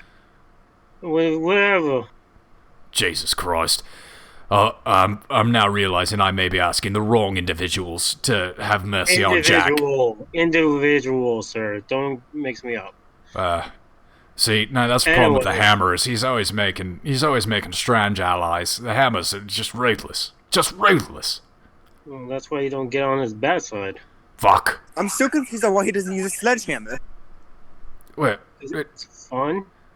no, Sledgehammer would just be... That's too much damage. Or more like, you see, I don't think he's trying to kill anyone. I think he's just trying to hurt them. Yeah, It's make not him too much example. damage if you use it right. Get some information. Get a new house. But not kill them. Maybe make them retarded. Right, you don't want to make them a little stupider. You don't want them to damage their earning potential. Crying, anyway. And you guys eventually, turn left here. You guys pull up to a run-down, decrepit apartment building. And he tells, all right, this is it here. It's all right. Now, You're this coming is... with me, Well, so- no. Now, there's some weird stuff been going on here at the apartment. I tried... What do you mean weird stuff? Now, here, look, here's the honest truth. And I call my God to make sure he tells the truth. Right, now, look, here, I was here last week, about 4 days ago on Friday, and I was trying to contact Jack for another gig. It was a small time, but nothing important, but when I got here, yeah, look, that's when shit got weird, and I left, and I'm not going back in there, alright? A bullet to your head would tell you. So, alright. Well, at least you. No, we could just leave him with Finn. No. Would he be safe? Would he be safer with us, or would he be safer staying right here with Finn? It used to be safer all of us staying together. No, I meant him with us, or leave him with Finn by himself. I feel like Finn will just beat him up to death. I'm gonna be honest. So it'd probably be safer for him to walk with us, correct? Correct. And we don't want you walking around telling people. No, promise I won't tell anyone. You just gotta let me go. I've done my end of the bargain. I've showed you where Sticky Jack was, and now I'm going. And if All right, that's how too about much this, for then? you, you can You blow just my fucking knock head on- off. Open the door, and I pulled the trigger, not the trigger, but the hammer back. It's like, open the door of the damn building now. At this point, you have noticed that his perspiration, like, this guy was already a pretty moist, glistening fellow, but you notice that now he's dripping beads of sweat. Whatever has him so scared and terrified is behind this door. And he Tell looks me at what you. happened. Tell me what happened.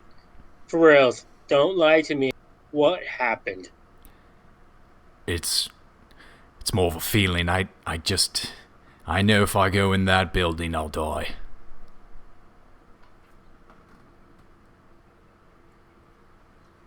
Fine. And I take out $5, place it on his hand. Well, get the fuck out of there.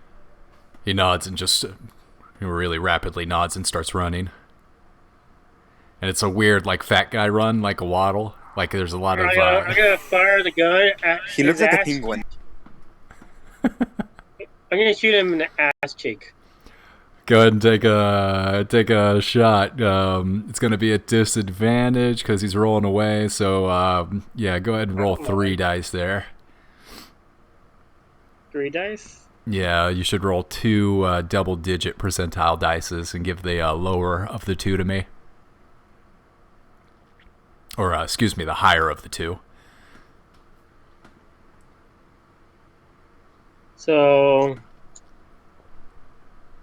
Okay, so the D10 with the double numbers? Yes.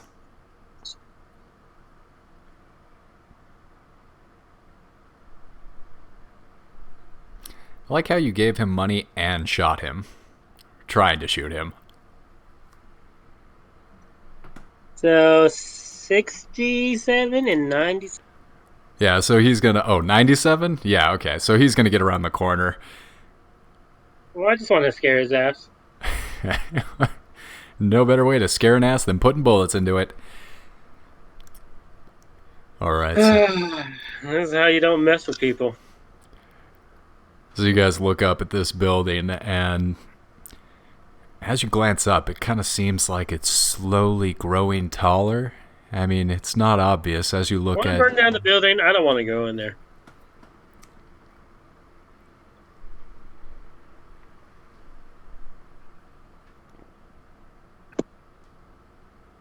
Yeah. Why not? We'll go check it out. Might be something in there, right? Yeah. That's my thought. You can find whatever you need with fire. Is there anybody else around us? So you look up and down the block, and it's odd. This is New York. It's the middle of the day, but there seems to be a lot less foot traffic down this particular road. And it's almost like people are avoiding it. Alright then. Nothing to worry about, I'm sure. And there's no people in white or robes here. How So- does the actual atmosphere feel?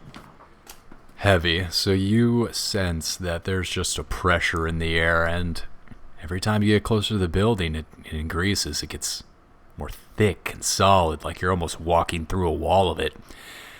You look around, Max, and you're looking for white flowing robes and chanting, and you hear no chanting, and you see no robes.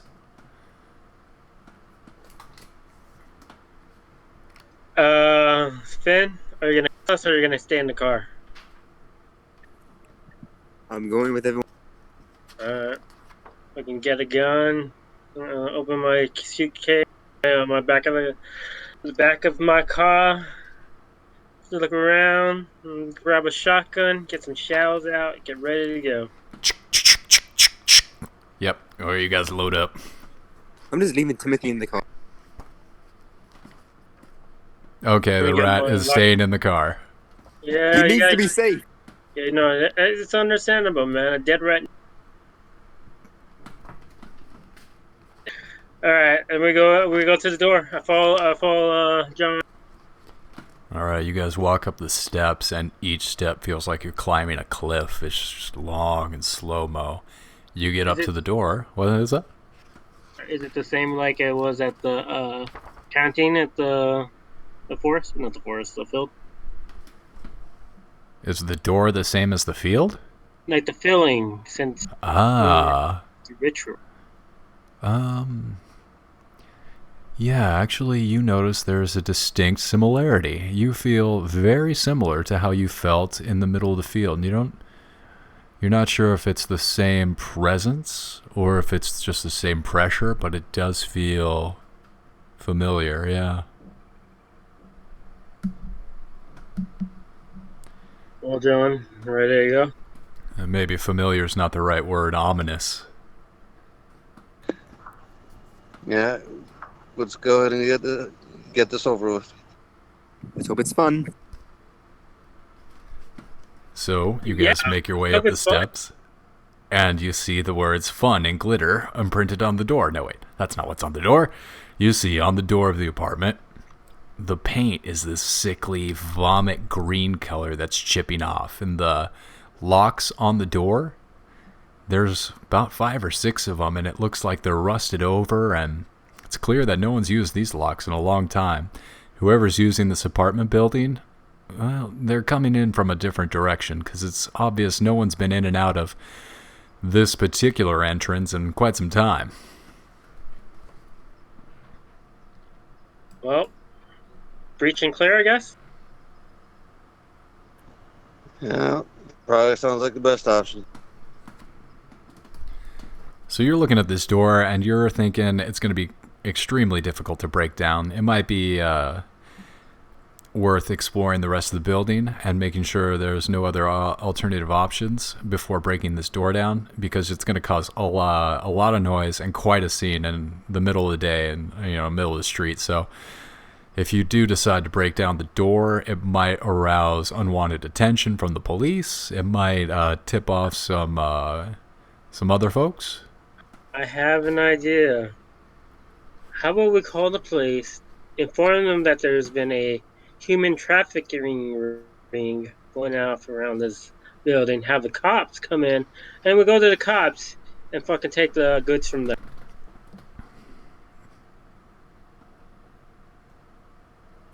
Who says all the cops are not going to be on the take? Well, at least we don't die. And onto a criminal. That's kind of stupid.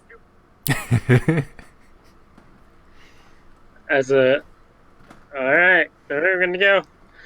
At the meta, I was just trying to keep us safe. I'm gonna be honest here. Hey man, we gotta go to the police, you guys. Something's fucked up here. Well, I was gonna lie to the police and tell them the human trafficking started here and make them go be guinea pigs, So if something did happen, we'll have we can use them as guinea pigs and know what we're doing, getting ourselves. I was being a dick. What's scouted around the building, and just because you get a hold of them doesn't mean they're not on the take. They could very well already know what's going in and out of that building. No, I was making a lie. No. But okay, let's go. So you guys are making your way around the building? Yeah. All right. Yepers. Yep. So as you guys walk around the building, it's a pretty standard alleyway on the side. That's where they're picking up and disposing of the trash. You get to the back, you see a very modest backyard. This is clearly how the tenant, the landlady, is maintaining the property. She has her own little, kind of a tiny little backyard. And as you make your way over to the fence, you see that the gate for the backyard is kind of falling off the hinges, and it's not providing much of an egress towards the property, but it's not preventing you from entering either. And you look inside the backyard, and a lot of the grass is 2-3 feet high, overgrown, weeds. You look up towards the porch and the back steps, and you see the back door wide open. All right. Talk about an ominous invite. Flynn, go check it out. Go make some friends. You guys walk up to the door? I was gonna send Flynn. You step foot? You just walk right I'm not in? going anywhere alone. Just walk right in, baby. What's the worst that could happen? Alright, fuck it. I walk in by myself then. I cock my shock ready to go. I'm on edge, man. I'm on edge. Like something that scares me, I'm gonna. Oh, Jesus. Alright, so Max is walking in with a shotgun. Locked and loaded. Hair I'm trigger. gonna follow behind. Alright, Finn and Max heading in. Johnny, you with them? Yepers. Alright, all three of you cross the threshold into the room, and what you see is a pretty modest apartment. The walls are coated in this kind of sickly light pink wallpaper, and yeah, it's not unpleasant, but you can tell that it was put up quite a while ago and that this isn't the fanciest of accommodations.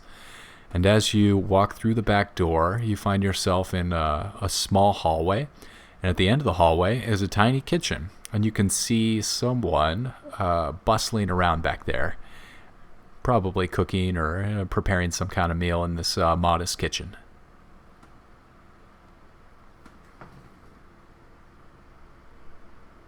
What do you guys want? You know what? Fuck it. I came in first. I don't figure out what's happening.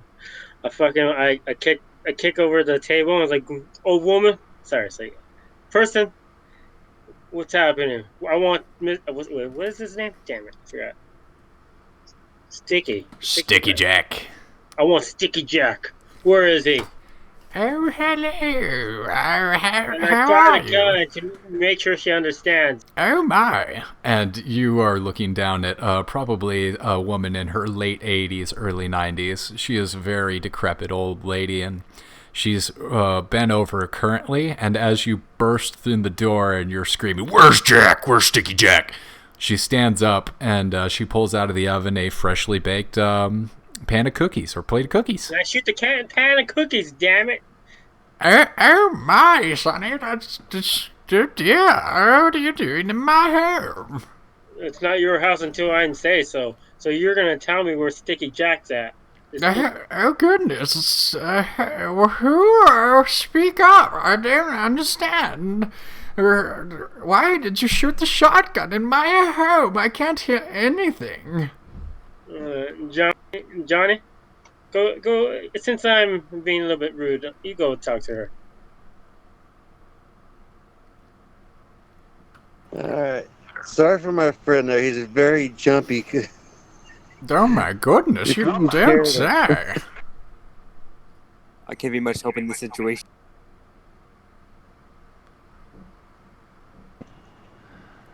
Now, do you have any tenants named Jack here? Yes, Jack's been living here since he was a small boy. I remember when his mother and father moved in. They're such a nice couple. They were here back when the great Decordicators first started operation in 1902. Now, it was at that period that General Ford had just begun the General Ford Motor Company and was importing cannabis to create the fenders, and that was where, you see, Jack's parents were working, was in the chemical creation and fabrication plant at the Ford divisions. And this was where his father would work all day, and his mother, don't get me going on that little minx, she was running around with everyone from the milkman to local speakeasy. I don't know what to say about it all. She was a good woman.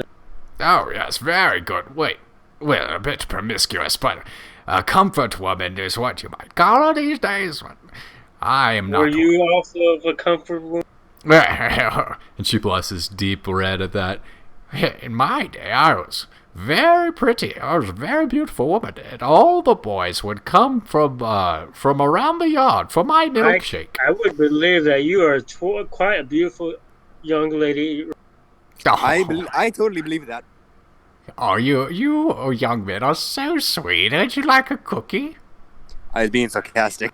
Oh my God, how fucking dare you? You know what? Your generation is so goddamn rude. Telling me, man. You should see what he did earlier yesterday. What did he do? Poured orange juice on a couple while they're enjoying their drinks on a date. What? Why would he do that? We have no idea. Well, they would be so sticky. I mean, have you ever tried to get dried orange juice off of anything? It's a nightmare. You cannot understand the inner machinations of my mind. Your machinations are very dire and dastardly, if I do say so myself. Do you know what's happening around there? I have a client informing me of place having weird events happening recently. People are not willing to come near this area. We noticed your door is falling up. The green. You need to repaint that. You need to do. What do you mean? This is the first I've ever heard of any of this. What about? Well, we'll look outside. Look at the grass. Why isn't it clean? Why haven't somebody taken care of this? You don't have any local boys around here who will be willing to trim your bushes?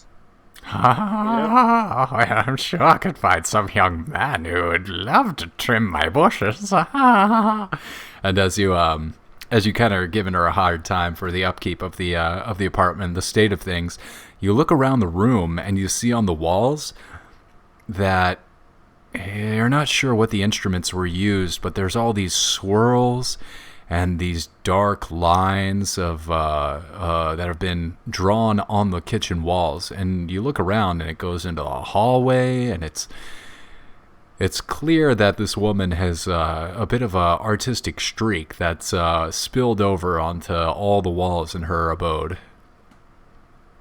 Oh, I love what you did with the place. I love these type of artists. How long have you been doing this? I don't know where that came from. Can you make a coal roll on those, please? Yeah, go ahead. 17. So you see these markings, and they don't have any rhyme or reason to them. They seem more like a compulsion of an individual who was driven to put down what the images in their mind into the physical plane. And as you look down and you see these like patterns of swirls and what looks to be like a sun, and it's just like a focal point and everything swirling around this one point, you notice that the instruments, the paint that she's using is makeup, and that her fingers are kind of coated in the red lipstick and the polish of the paints, kind of black and blue, her hands.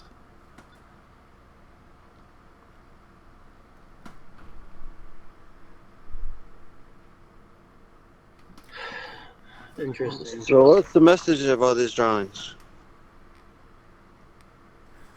No, I don't know what drawings. I don't know what you mean. I've been here a while, and we try and keep good upkeep. We try and maintain the place, but. Well, how about step outside for a sec? Sure, please. And she follows you out into the backyard. Finn and Johnny, are you still remaining inside? Are you guys going to be trying to look around and see what's in there, or are you going to go out to the backyard with Max? Yeah, we're gonna look around inside there and see the actual layout of the home as far as other rooms, whatnot. Not gonna go far enough away that we seen or heard by everybody else, though. Got it, Finn? I'm going to do the same thing as him. All right, so Max, you step outside with the old hag, and Johnny and Finn remain inside, kind of investigating the apartment on their own, taking in the art. All right, good. What this lawn? Isn't this like over non-keep in a sense? And then look at that over there. The chain doesn't even block people out. Yes. You're making some good points. The chain, do you mind showing me specifically? Like, where's it broken? Can you really point at, I'm having trouble understanding where. I'm gonna let her walk ahead of me.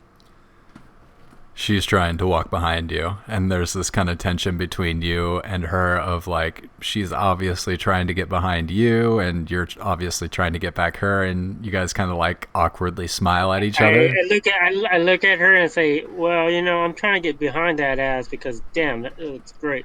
So if you can help me look at your body, that'd be great.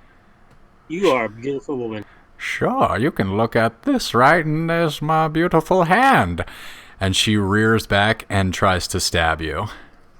And I shoot her in the fucking face. Okay, well, she's got the initiative because she's trying to stab you. Yeah, she's got a pair of scissors that she's pulled out, and she's going to try and stab you. Are you trying to dodge, or are you going to try and shoot back at her and take the hit? You know what? What's she aiming for? If you don't mind me. Oh, she's trying to stab you right in your neck. Fuck. Alright, I'm going to try to dodge and then fight. Alright. Give me a dodge roll.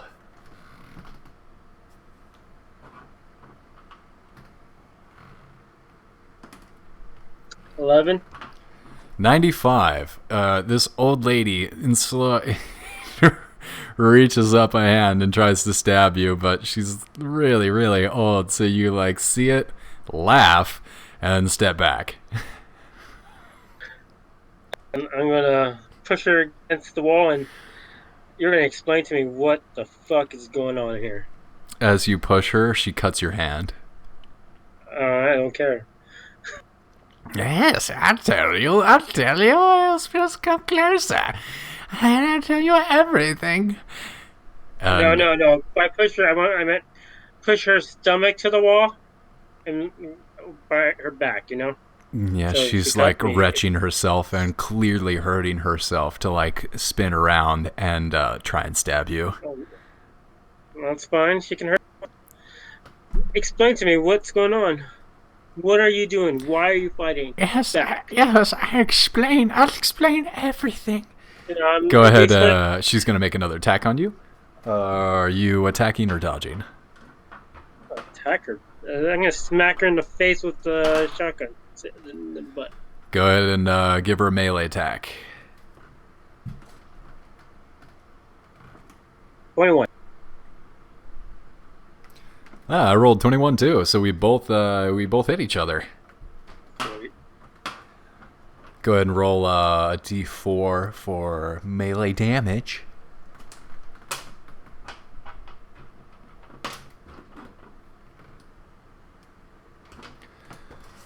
Four plus 2, so she does 6 damage to you. Wow.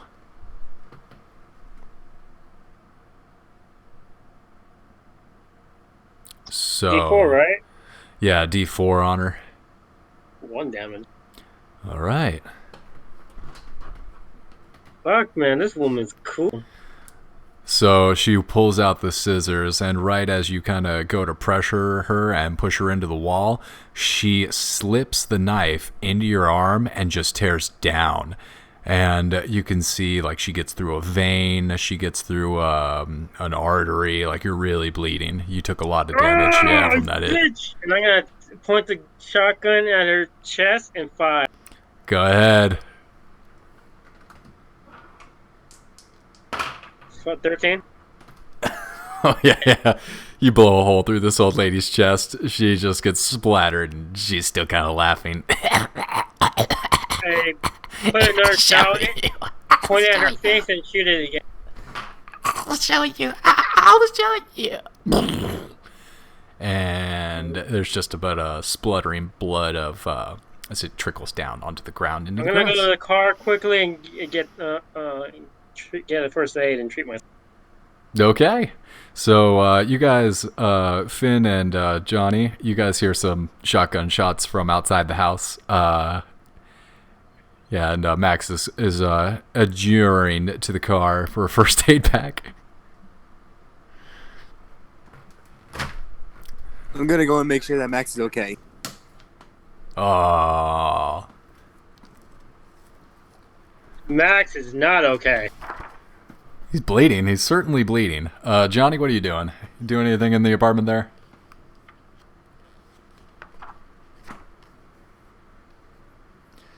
So we didn't find anything on the ground floor, so I'm making sure that Finn goes to do whatever he needs to do to help Max. I'm going to go up the stairs. All right, so you look around the apartment, and you do find egress into the rest of the apartment building from the landlady's apartment. And you look up, and you see that the stairway is kind of like a back entrance, and it goes up to the second floor. So you have found how to get up into the rest of the apartment building. And other than that, you don't see anything of particular importance in the rest of the apartment. You notice that the rest of the apartment is just rank, and it's disgusting with a whole bunch of uncleaned bathrooms and bedrooms. It looks like just the entire place has been ruined and been soiled. All right, I'm gonna move up towards that room that supposedly what's his name is supposed to be in. So you're going to start making your way up to the second floor? Yes. All right. So, all right, you start walking up the stairs, and you kind of stop at the door to the second floor. Finn and Max, you guys are out front at the car, bleeding profusely into the street. Get the fucking first aid, man. Get the first aid. And I'm gonna take one of my shotgun shells, and like pop it open, pour the gunpowder onto the wound. Fucking get it quick, and I'm light it up. Cauterizes the wound. Yep. I'm gonna get the first aid pack for Matt. All right, you got it. First aid check is going to be at a regular difficulty. If you would like to open the first aid pack and start bandaging Max's hand. Yeah, I'm gonna try and do that. So I'm reading the rules for the first aid pack now. If you apply the first aid pack to Max, Finn, Max will go ahead and make a con roll. What if I do it? If you apply the first aid kit to yourself, probably the same thing. Exact same thing. Oh, okay. Then let's do it, man. I believe in you, Max.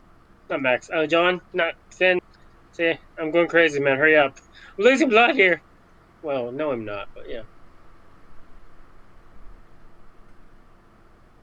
Yeah, I'm gonna push that because I rolled an 82. Oh, man. Ooh. Oh, well, I'm gonna bleed out again.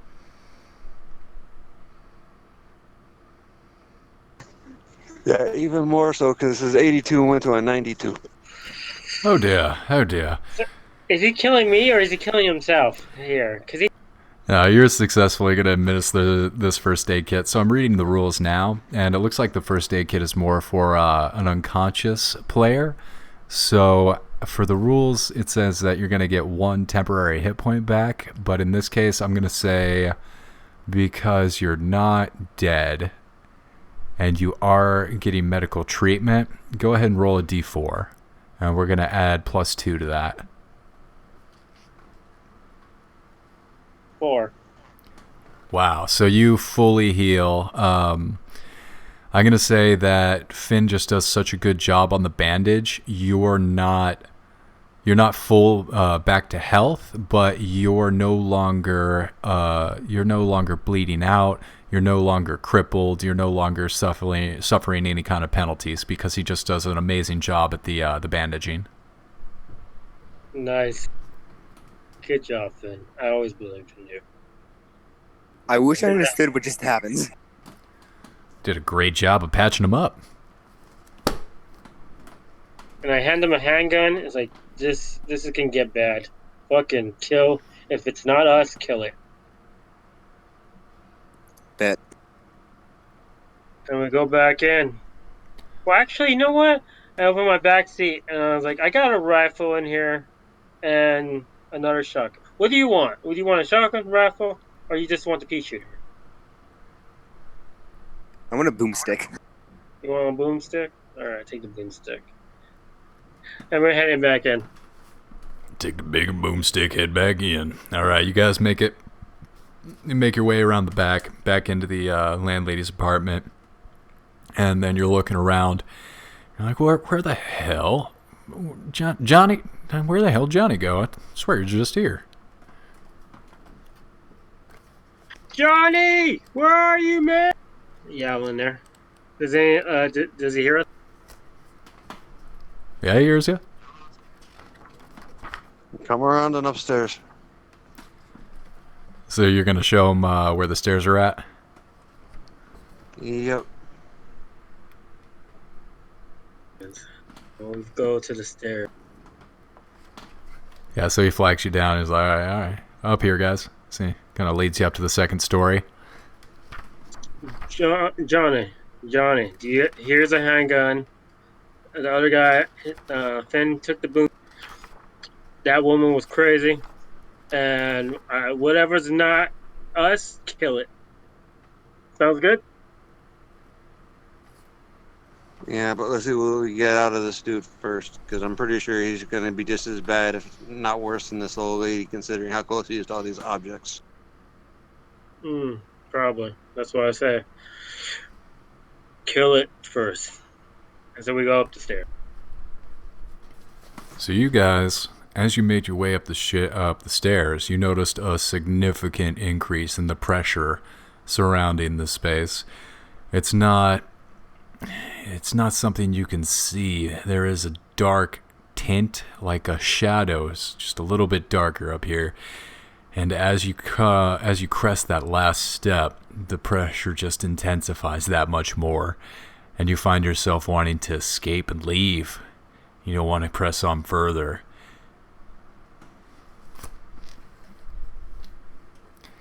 So, you all look down the hall, and you see at the very end of the hall, there's another set of staircases leading up, and you also see about 6 rooms, 3 on each side of the hallway. Alright. Is there, okay. I don't know. You guys choose. I'm still shaking about the old lady. Sorry. Gonna slowly breach each room individually, one by one, so that we can check each room. Not no blasting in, just like a quiet turning of the knob and pushing open the door and looking in. Which door? Each one as we go down the hall. So Ooh. if they're right across from each other, one on the left, then one on the right, etc., as we move towards the staircase, to make sure there's no way we're gonna have anybody be. All right, interesting. So, as you approach the first door on your left, you try and open it and it's locked. Same with the first door on your right. You get to the third door on the left and it's open. Do you go in? Swing the door open slowly, but looking close, looking without walking in until we can see the safest points of entry into the room that we can take stealthily. So you open the door a crack, and you can see that there's some kind of person just inside the door. There's multiple people. It's hard to tell with the door just open a crack, though.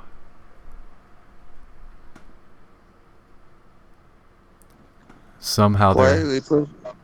I'm gonna put myself against the wall where the door's at, like like SWAT teams, like just in case.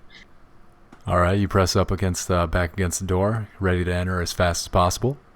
Well, against the wall by the door, like, you know. Oh, gotcha. 90-degree angle, yeah. Cover, yeah, angle. I cock my gun, ready to go, and I look at Johnny. And like, you know, have it ready, have it full up. And I look to Flynn. We go in, we clear it, and if they're still alive, we'll ask questions. Sounds fair, Flynn? That's fine, especially if there's multiple in a room. Means they're not who we're looking for anyway. Yeah, it's cool. What about you, Finn? No one will live. Excellent. When I count to 3, you're gonna kick in the door, John, and you're gonna get down. Okay. Kick in the door, bust out the 4-4. Yeah. And we're gonna blast first, and then ask questions later. All right, John. You know the plan, right? Yeah, All right. let's go for it. 1, 2, 3.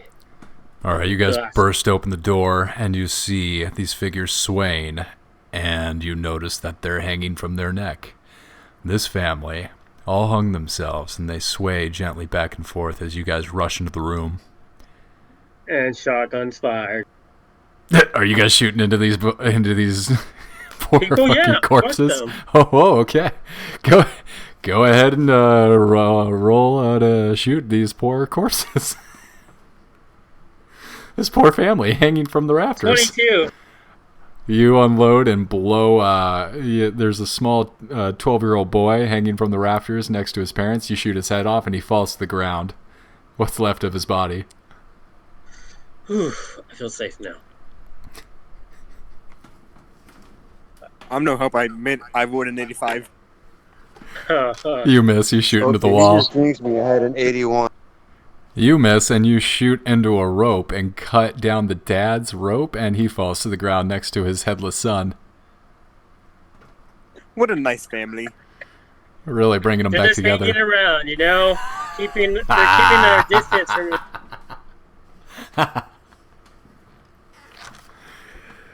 Oh my god. All right, so you guys, you witness this terrible families hung themselves in their It's apartment. not that terrible after we describe what we just did. That was worse. Okay, let's get back to clearing these rooms so that we know what's going on. You all step back Oh into yeah, the nice hallway. shot, Max. What? No, thank you, man. Nice Thank job. you. Thank you. I wouldn't be able to do it without you. You guys move to the next room. And that isn't sarcasm. Yes, we move to the next room. All right, you guys move to the door next to the family that you just opened.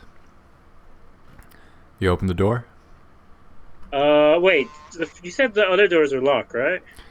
So you've checked 3 doors. 2 of them were locked. And this third one was open that you checked with the family inside. Yeah.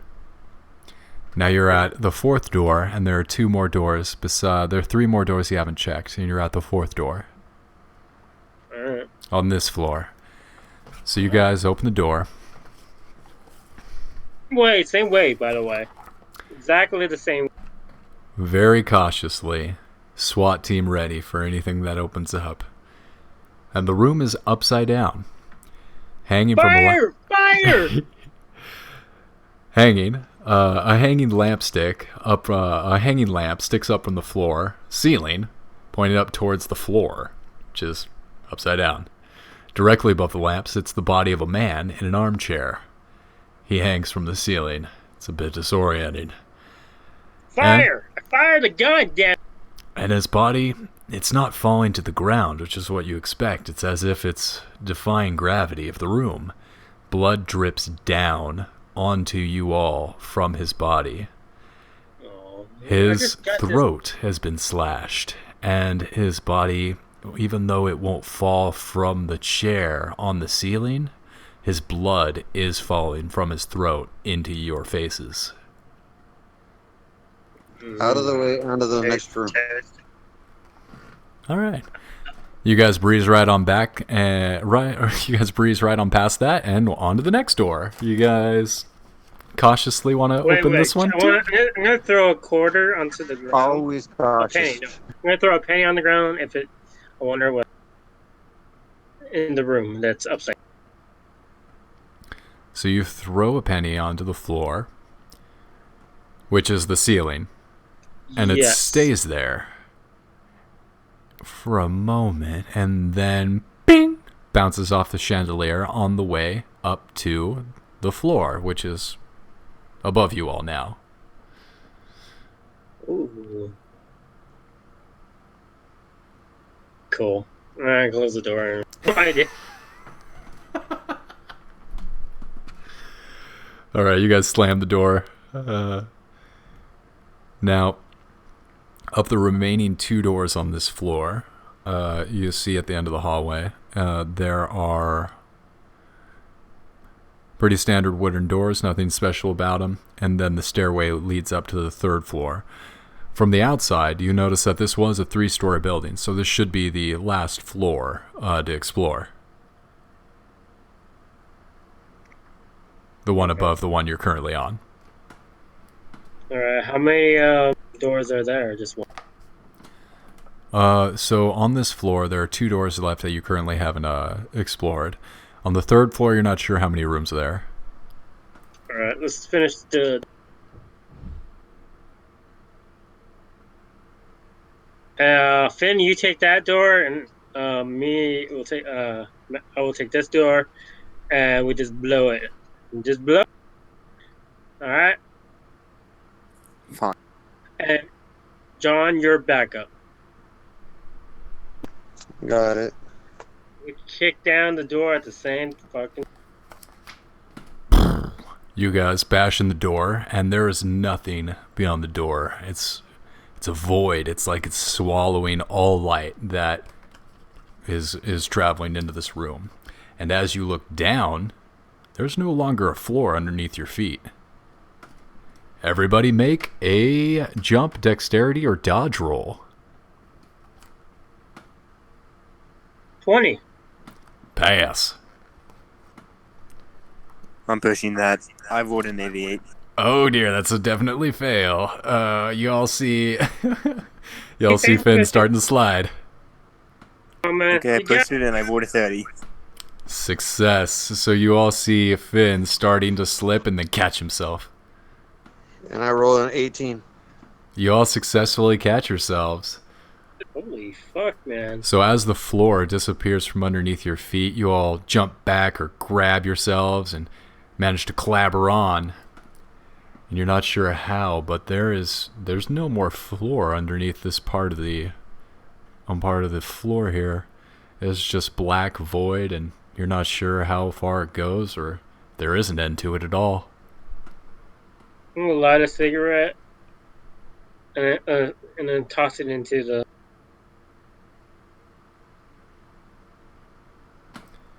So you see a thin trail of smoke fall down into the blackness and then swallowed up. And then you look down the hall and out of the family room, who half of them are still hanging. A cigarette falls out of that room from underneath the door, because if I remember right, you guys closed that door. No, we didn't close that door. We closed the other door, the one with the. Oh yeah, the guy with the blood dripping down on you from the floor ceiling. Yeah, so out of the family room comes the cigarette that you just threw into the void.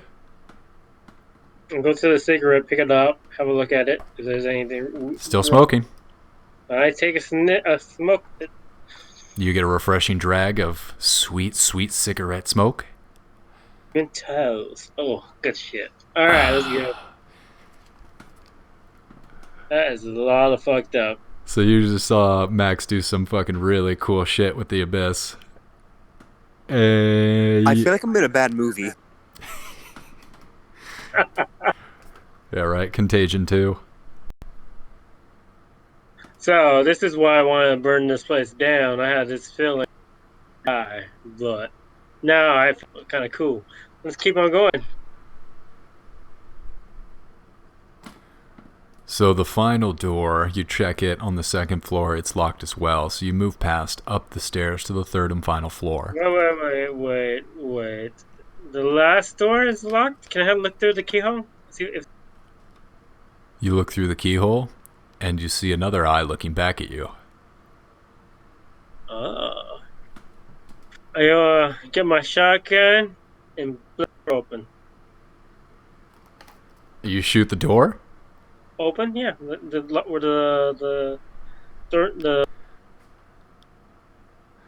Okay. Go ahead and roll a. Yeah, you don't have to roll to hit on that because you're shooting a door. Go ahead and roll a d4 plus 2. I'm 4, stepping off around the corner to make sure I'm not in blast radius of whatever comes off that. 4. 4 plus 2 is 6. All right, so with that, door blows in. The doorknob and the lock are completely shorn off, and they go bing, shooting off across the room. And you see a woman clutching her face, screaming at the top of her lungs.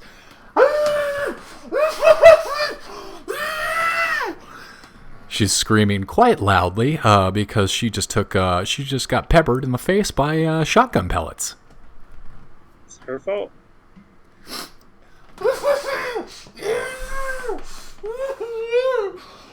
I'm gonna do my one job.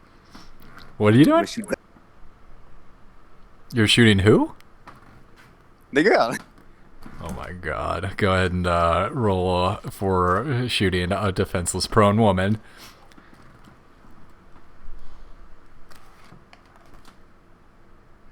$40. Yeah, you shoot her right in the chest, and she dies over about 30 seconds, a very slow, painful death. Yeah, I did it. I did what I had to. So you look up, and Max, you look up as well, Finn and Max, and you see 2 4 and a 6-year-old kids looking up at you. Big eyes, mouth is open. Oh man, we're gonna have to finish the job. Do we now. kill them too? I I mean, you said anyone that's not us. did say that. Okay, that's fair. There's no way these kids are sane after this whole thing. I kind of feel bad for my character now. So you gonna execute these kids? Yes. All right. Yeah. So Finn and So Finn and Max go ahead and take care of the kids. Don't want to leave them without their mom. That would just been cruel. So they die. Well, not just that. Fuck, they're in this world of craziness and damn, what the fuck they been? There's no way they're sane and nah. Yeah, I you're get it. doing them a favor, really. Yeah. They don't need to grow up like me. Yeah. Oh man. So Alright, let's do this. yeah, as you guys are choking them out and watching the life leave their eyes. Oh, what? Yeah, We're you gonna know, shoot them. it would have been better, you know, they were already so fucked up. No. I'm shooting them. I'm not touching them. They could be diseased. Good point. Might be infected. I'm agreeing with Max. All right, so you guys blow their fucking little kids' heads off. Wait, mister, I have some candy. Okay, you make your way back up to the third story and join Johnny. God, I'm a fucked up criminal. I'm gonna be honest here. Yeah, that's why to be rolling some sanity rolls for all the stuff they've just been doing. Yeah, actually, that's a great point. You two go ahead and roll d6s for murdering a mom and her kids. 4. 4 points of sanity damage. 4. Yeah, you both take 4 points of sanity. I don't regret it. You sleep that off. All right. So, a little bit older, a little bit more gray in the hair. Max and Finn make their way back up the flight of stairs to the third floor and rejoin Johnny. And each of you, as you as you rejoin each other, you all, in the faint distance, hear a sucking sound, some kind of slurping.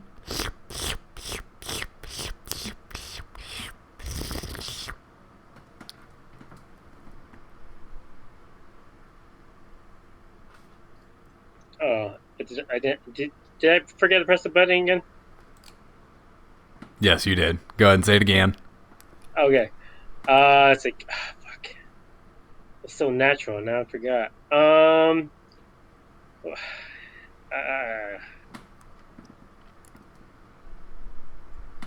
already dealt with one kid. We don't need to deal with more. Let's just go along. It's probably sucking the nips.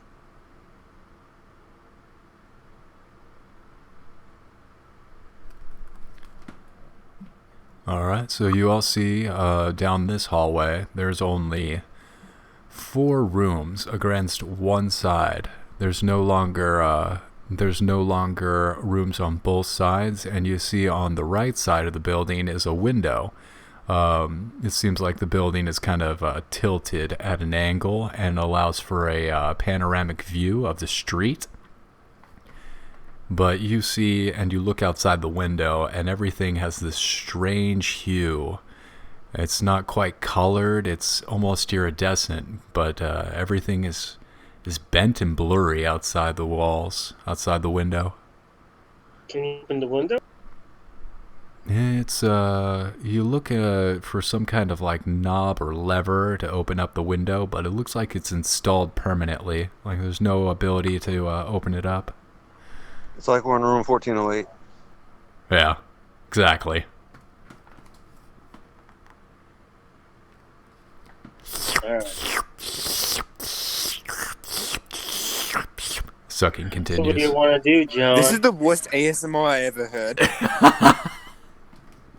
Pretty much. What do you want to do, John and Finn? I've been taking lead this whole time.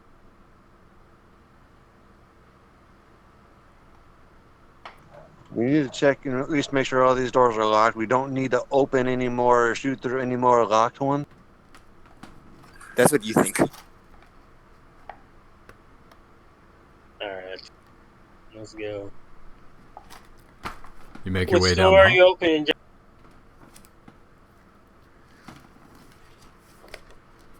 If they're all on one side, we're going to slowly and cautiously open each one as we get to it. All right, first door it is. Rushing. As you approach the first door of the hallway, the sucking sound is getting louder and more pronounced. You can deduce that the sucking sound is from behind this room number 1. In that case, we bypass it because it doesn't sound like a human sound, so chances are it cannot open its own door without bursting through it.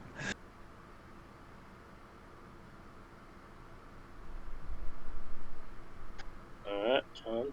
I trust you. All right, you guys pass over that door? Yes. All right, you guys, you put your hand up to the doorknob, and as you're about to touch it, you're like, no thanks. And you move past it and go to the second door. Sucking continues. What the fuck? Hey. Those must be connected. I wonder if all 4 of these doors are connected to the same room. Move on to the third door. So you can tell that the sucking is not coming from the second door. It hasn't stopped, but it did decrease in volume a little bit as you got away from the first door. You can tell that it is coming from the first room. So as you move to the second one, that kind of subsides. Are you going to skip the second door as well? Not if the sounds It did going diminish. away. Did And not we'll go slowly away. Try to open. Yeah, we'll try to slowly open the second door. All right, as you approach the second door, you get a sudden feeling of acute dread, as if something awful is about to happen. If that door is touched in any way, a sudden burst a sudden burst of fear erupts through you if you touch that door. You feel a repulsion, a reluctance to move any closer to it.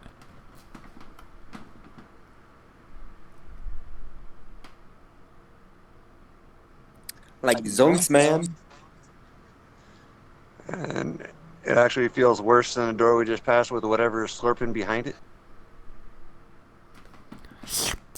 You still hear the slurping. But I'm saying the second door feels worse than that door we just passed.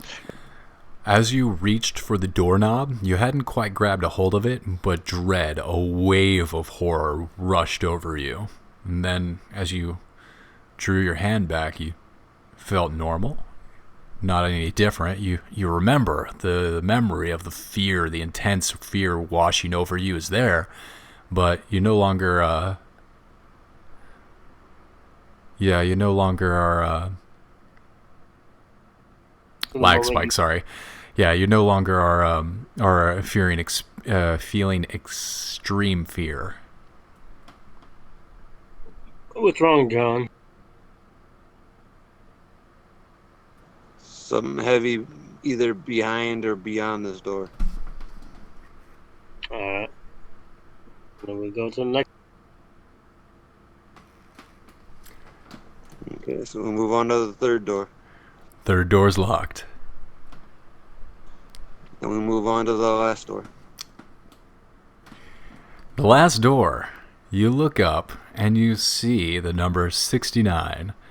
69 was the 69 was the apartment that Jack was supposed to be in. So you all deduced that this is Jack's apartment. Sticky Jack is probably within.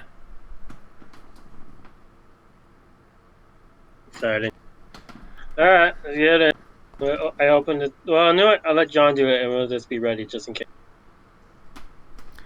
You guys move to make you guys open the door, make the move to open the door. John? Yes, doing it very slowly like we have been. No rushing in, so we don't. Not only do we keep everybody surprised, we can do things hopefully less violently and less mentally messed up. Yeah, probably.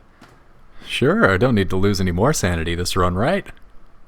Yeah, the one of the kids. Yeah, man. Hey, the night's still young. These kids are just getting broken in. All right. Oh, God. So, you, John, you go to the door. You place your hand on the knob and you slowly turn the knob and start to open the door. And as you push open the door, a faint flute music becomes louder and more pronounced. It's chaotic. It almost doesn't make sense. You'd liken it closer to jazz, but there's more madness to it. There's less structure.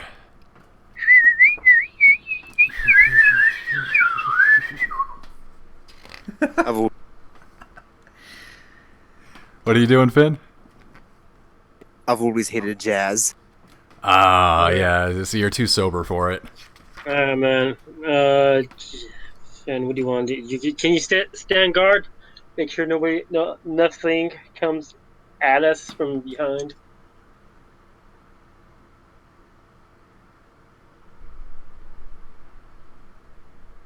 Hello? Sorry, I didn't catch that. Oh, I said, be backup, Yeah. Alright, so me and John are gonna go in first, and Finn is gonna be our back.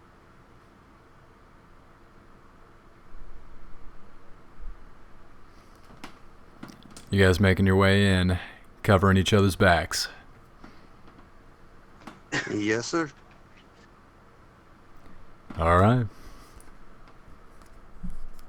So you enter through the unlocked door, and there's a smell of ashes and burning.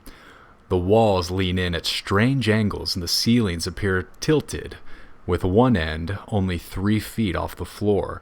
On the wooden floorboards can be seen the ashen outline of a man, as if burned to dust, while on one of the walls another ashen outline of a man-like shape can be seen. Beyond the living area are 2 doors, one cut off to the left and another at the far end of the room. The faint, high-pitched piping is louder.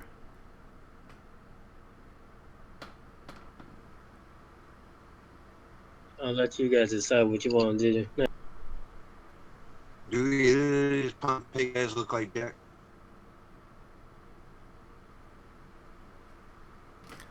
I'm sorry?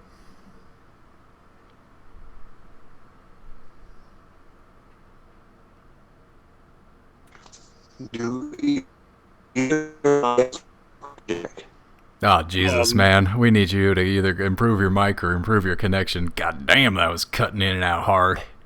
I was like, right? Right? Playing with Robot Man. Bleep, bleep, bleep, blorb, blorb. Also coming in from the future, 1,000 years. Access to internet, so We're playing up there. There he is. All right, go ahead, man. I said, do either of these Pompeii guys look like Jack? So you're looking down at the floor and you're seeing ash piles. You're not seeing people. You're seeing what used to be people. Like a nuclear explosion or something happening? Yeah, like shadows, exactly. Painted permanent shadows. Okay, atomic bomb versus volcanic ash. Got it. So you see these volcanic atomic bomb ash people, and you also see 2 doors within this small apartment. The music has gotten increasingly discerningly louder. So now you see at the back of the apartment what probably leads to a bathroom, there's a door, and there's another door that is a closet inside the bedroom.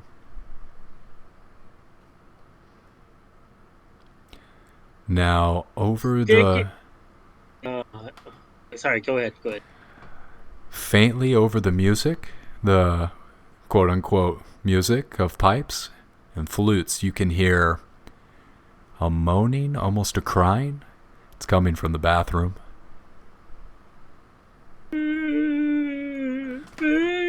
Help me.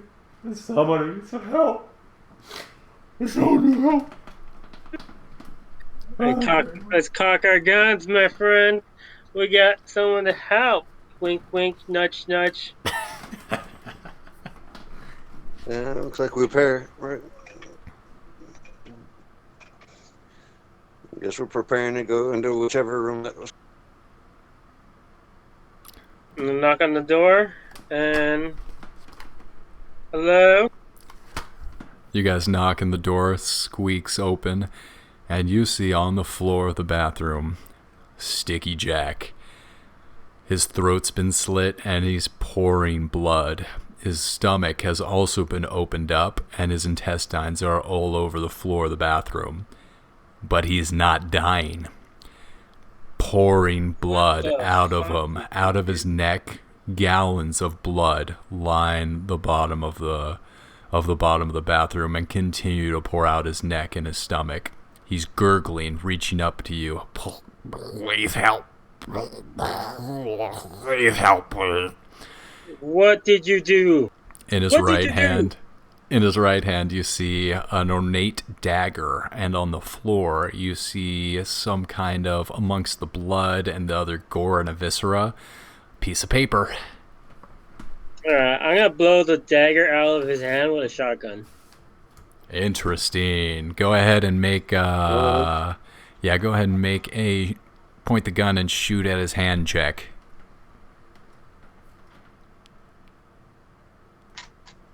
Oh, wow, 8. Wow. What was that, Johnny? I'm gonna grab that paper and see what is written on it. So you pick up the paper and you see some kind of ancient writing. You're not sure what it means or any kind of the structure, but you also see pentagrams, what looks to be like a sun, and some kind of like smaller bodies orbiting it.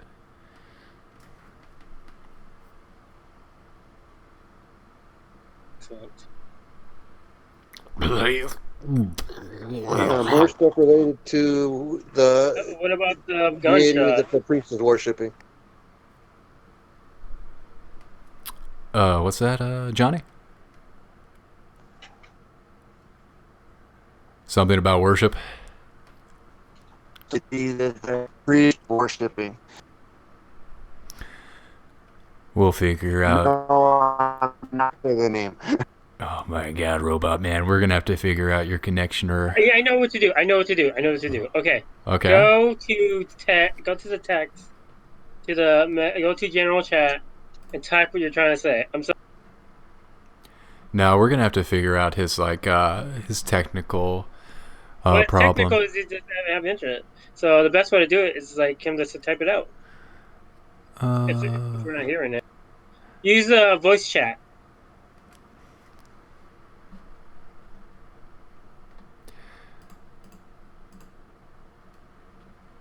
It might be the most important sentence he ever makes. Will be for Jack. No, what I'm saying is, if you can hear and understand me this time, is it For a second there, I did hear you. The last part. Say the meaning last that the part. priest, to what the priest that you took the job was summoning whatnot in the field. Are they singing? Is it the same type of chanting language that's going from the priest? All right. Yeah, so I'm not even going to need a check to line that up. Yeah, I'm going to say, Johnny, you recognize Azathoth as the same influence here. You look down at the writing on the parchment, and you recognize that this is, in fact, a spell, a contact spell, how to summon and communicate with the ancient god Azathoth. And that somehow this piece of paper and these daggers are connected to the ritual, the spell, and that you would need both the parchment and the dagger to complete the spell. And apparently a willing sacrifice in Jack. Didn't hurt. Did I blow off the hand, by the way? So with an 8, you shatter this hand right at the wrist, and it flops out, and the dagger, still clutched in this severed hand, is now available to be picked up. Pick it up. You successfully pick it up. Thank What you do for the we do knife. with Jack? Do we just kill him or something? So as you look down, and right as you shoot Jack's hand and it detaches from his body, he gives a final sputtering gasp as I'd say about 20 or 30 gallons of blood erupt like a geyser out of his chest, and he dies. Oh, that's good. I guess that means our mission's done. Yeah, let's get the fuck out of there. Yeah. Let's go and talk back to Hammer. Yeah, you noticed that as soon as he no longer was holding the dagger, that was what was sustaining him, and he immediately died when he no longer was in contact with it.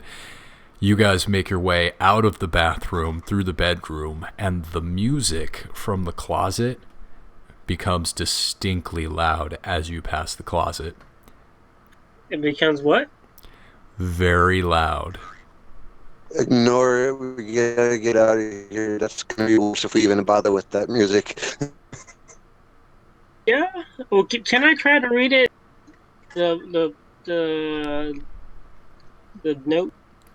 Sure, you guys start making your way out of the bedroom, down the hallway to the 3rd floor, and you start trying to discern what is on the parchment.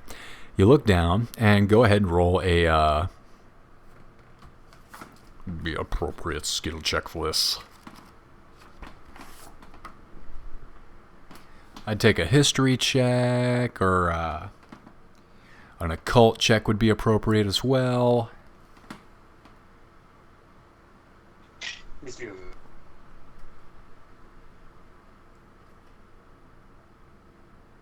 I can barely hear, so. He said you have to roll a check. Hmm. Either Oh no, I will. Damn, man, it's 5-5. 5-5. So, yeah, you look down and it looks like it's a pretty... No. I mean, my checks are 5. Literally 5. Oh, your skill is 5. Yeah, I gotta go below 5. Good luck. I rolled a 12, if that'll help everybody. Wow, that's a really high occult roll. I think you probably do more than I would. So you both are looking at this, and yeah, Max, you're squinting. You're not really getting it. Johnny kind of plucks out the parchment from your hand, and he's like, "Oh no, here. You see the cuneiform as it curves here? That was a late Greek era distinction. Now you really got to understand your ancient Greek if you want to understand this." So he starts pulling it apart, and you are more clearly able to tell that this is in fact a contact Azathoth spell. And with a little bit of time, you'd be able to learn this spell with this parchment. And is there a way to undo a spell? Is there like undo spell in this? So you're looking around the apartment as you make your way down the hall of the second floor, and you're thinking to yourself, man, is there a way to, get rid of all of the evil influence Azathoth has put upon this place? I mean, geez, he's really just warped the reality around this place, and it's really driving down the property value. If I could turn this over. Well, that's... As you're having that thought to yourself, you're wondering that to yourself. You look back around and you look down into the room with all the family that hung themselves, and you're like, if only there was a way to get this dark magic out of here. Yeah. At the road end. Seems to be the sentiment these days. You all want to do anything before you leave this wonderful complex? Let's not mess with the god. Wow. Let's not... I just don't want to have a door open if there is a door here. And there seems to be a door here. So, just protect me for a second. Let me try to figure this out. So give me 10 minutes. If I can't understand it within 10 minutes, then we'll just burn down the place. How about that? You know what? I just want to leave. Oh, let's burn down the place, actually. Never mind. I thought that's to take care of. Yeah, burning down the place sounds a lot better than trying to figure out how to use a spell against itself. Yeah, I like that idea. We're going to burn down this place. All right, so you guys pretty much arrive on burning down the place. As you arrive back at the car, pile in and get some matches. So you're going to go ahead and put some tinder out, light a fire? Gasoline, baby. Oh, Start my. at the kitchen to make it look like a nasty accident. Now we're cooking with gas. All right, you guys go ahead and put out some gasoline in the landlady's kitchen there. Start it up. And within a couple minutes, it's going good. Are you going to do anything else? Oh, just jumping in the car and leaving? Classic arson. Just good old job of burning the place down. I didn't have that to take care of. Next time I'm going to play a really good person after this. Is that possible? Yeah. This character is probably going to go jail. It's going to be a real role-playing for you at that point, huh? So let's go back. Let's not give him. Let's wait. We're supposed to get 3 things, right? We only have 2 things. So you were all supposed to get. Jack stole 3 things. He stole.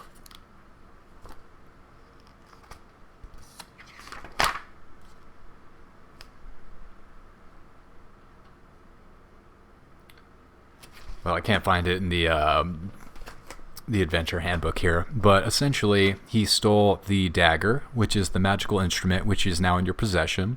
He also stole the spell, which is also in your possession, but it's written in an ancient lost language. So the third object is the cipher, the transcription, the translation between the ancient language and something you can understand to cast the spell. So these 3 parts of Jack's heist were all needed to cast the spell. In his apartment, he no longer had the cipher, the translation. However, you would be able to either find the professor who wrote that original translation from Miskatonic University and ask him to do another one in that ancient language. Or you could also find another expert of that dead language and hopefully get the spell transcribed into something that you could understand. I'm gonna look behind me. That building's on fire. It's going up. It's not. You don't see the flames as you're driving away, but it's smoking, and you can already hear the sirens coming in. firefighters are on their way. Alright. Hey, look, it's the Time Bandits. Let's go to. I say let's not give him the cipher and just say got burned. But he can figure it out himself if he wants. Sounds good. Let's go back to. We're gonna head back to the king. You're gonna head back to the Hammer? I have a bat, please. You're right. Timothy is fine. He's back in the car. He gives you a little squeak as you jump back in.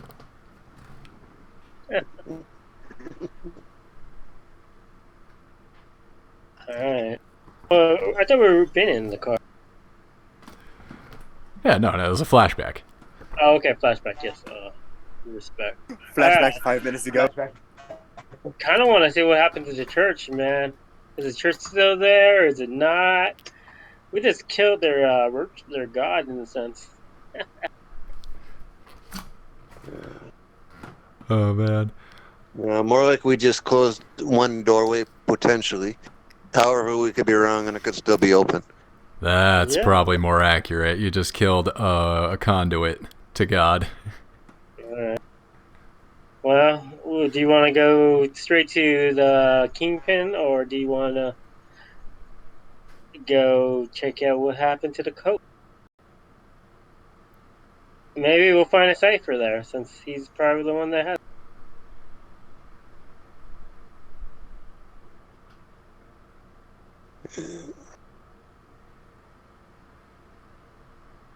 Let's see, how well does the Hammer and the Cult Leader get along? Granted, the Cult Leader can't speak too much.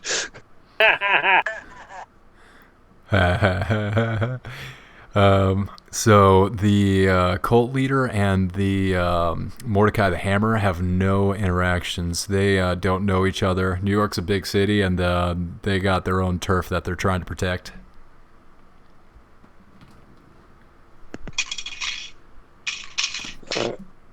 Well, you know what? We can go to the cult, tell them what happened. I mean, not the cult. Go to the Hammer, tell them what happened with the cult in the fields, and what happened to the priest. Maybe we can finish what we started at the field.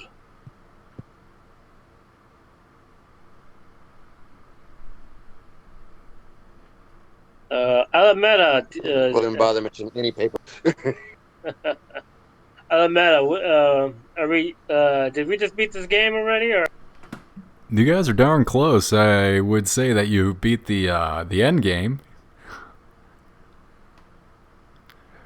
Boy, what I like about this particular little side adventure is that it's slotted in next to the rest of the Miskatonic series. So you guys could have just made a good reoccurring character in our jawless reverend here. All right, no, we'll keep him there. That'd be great. We'll meet him one day. That's what I'm thinking.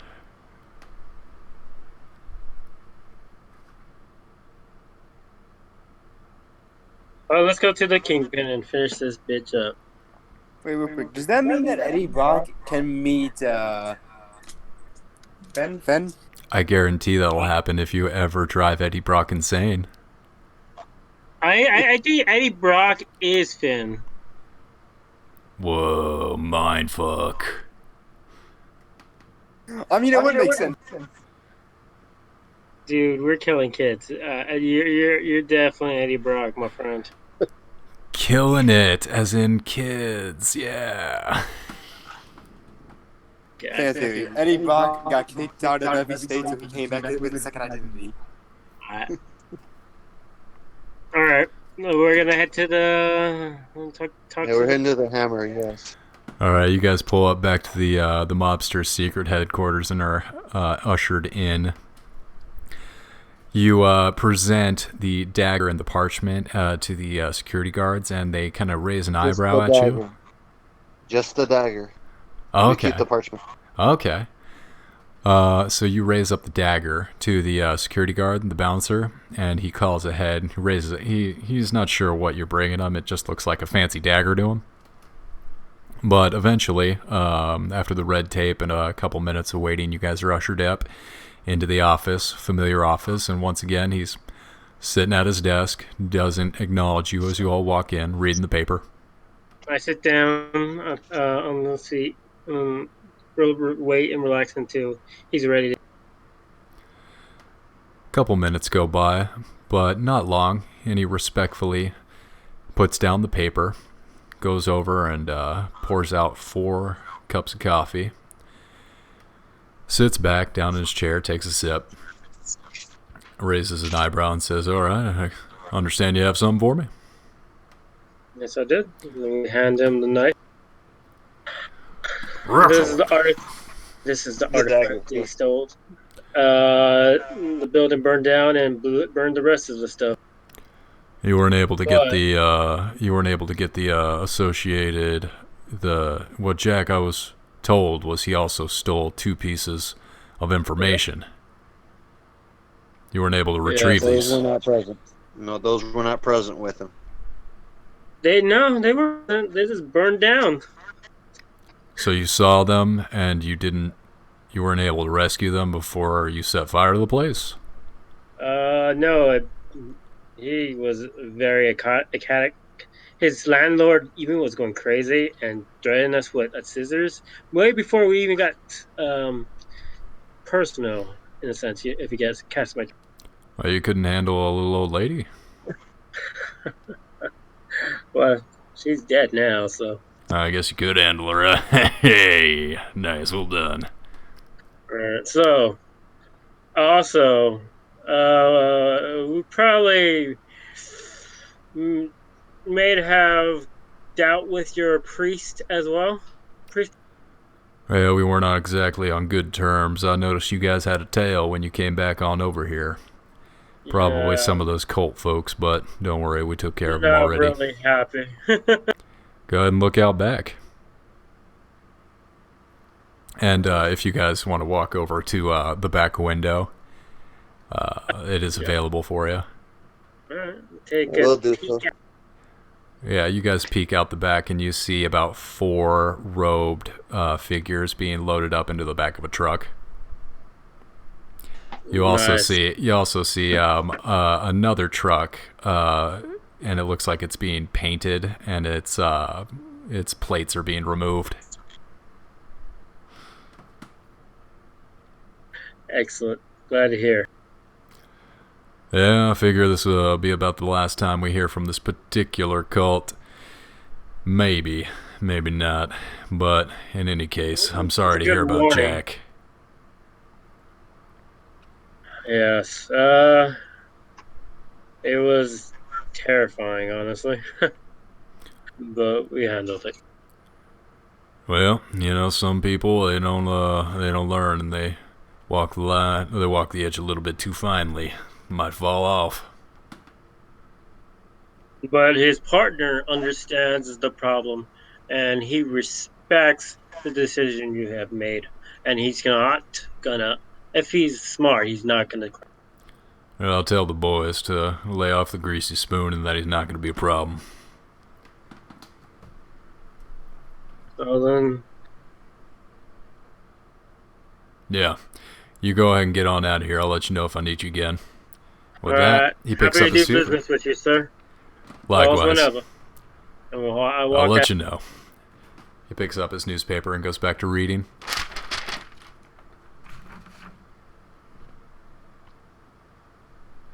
Damn. That was enjoyable. Yeah, I think we're going to call it there for the night, guys. Yep. Yeah, we got like derailed and derailed some more. Yeah.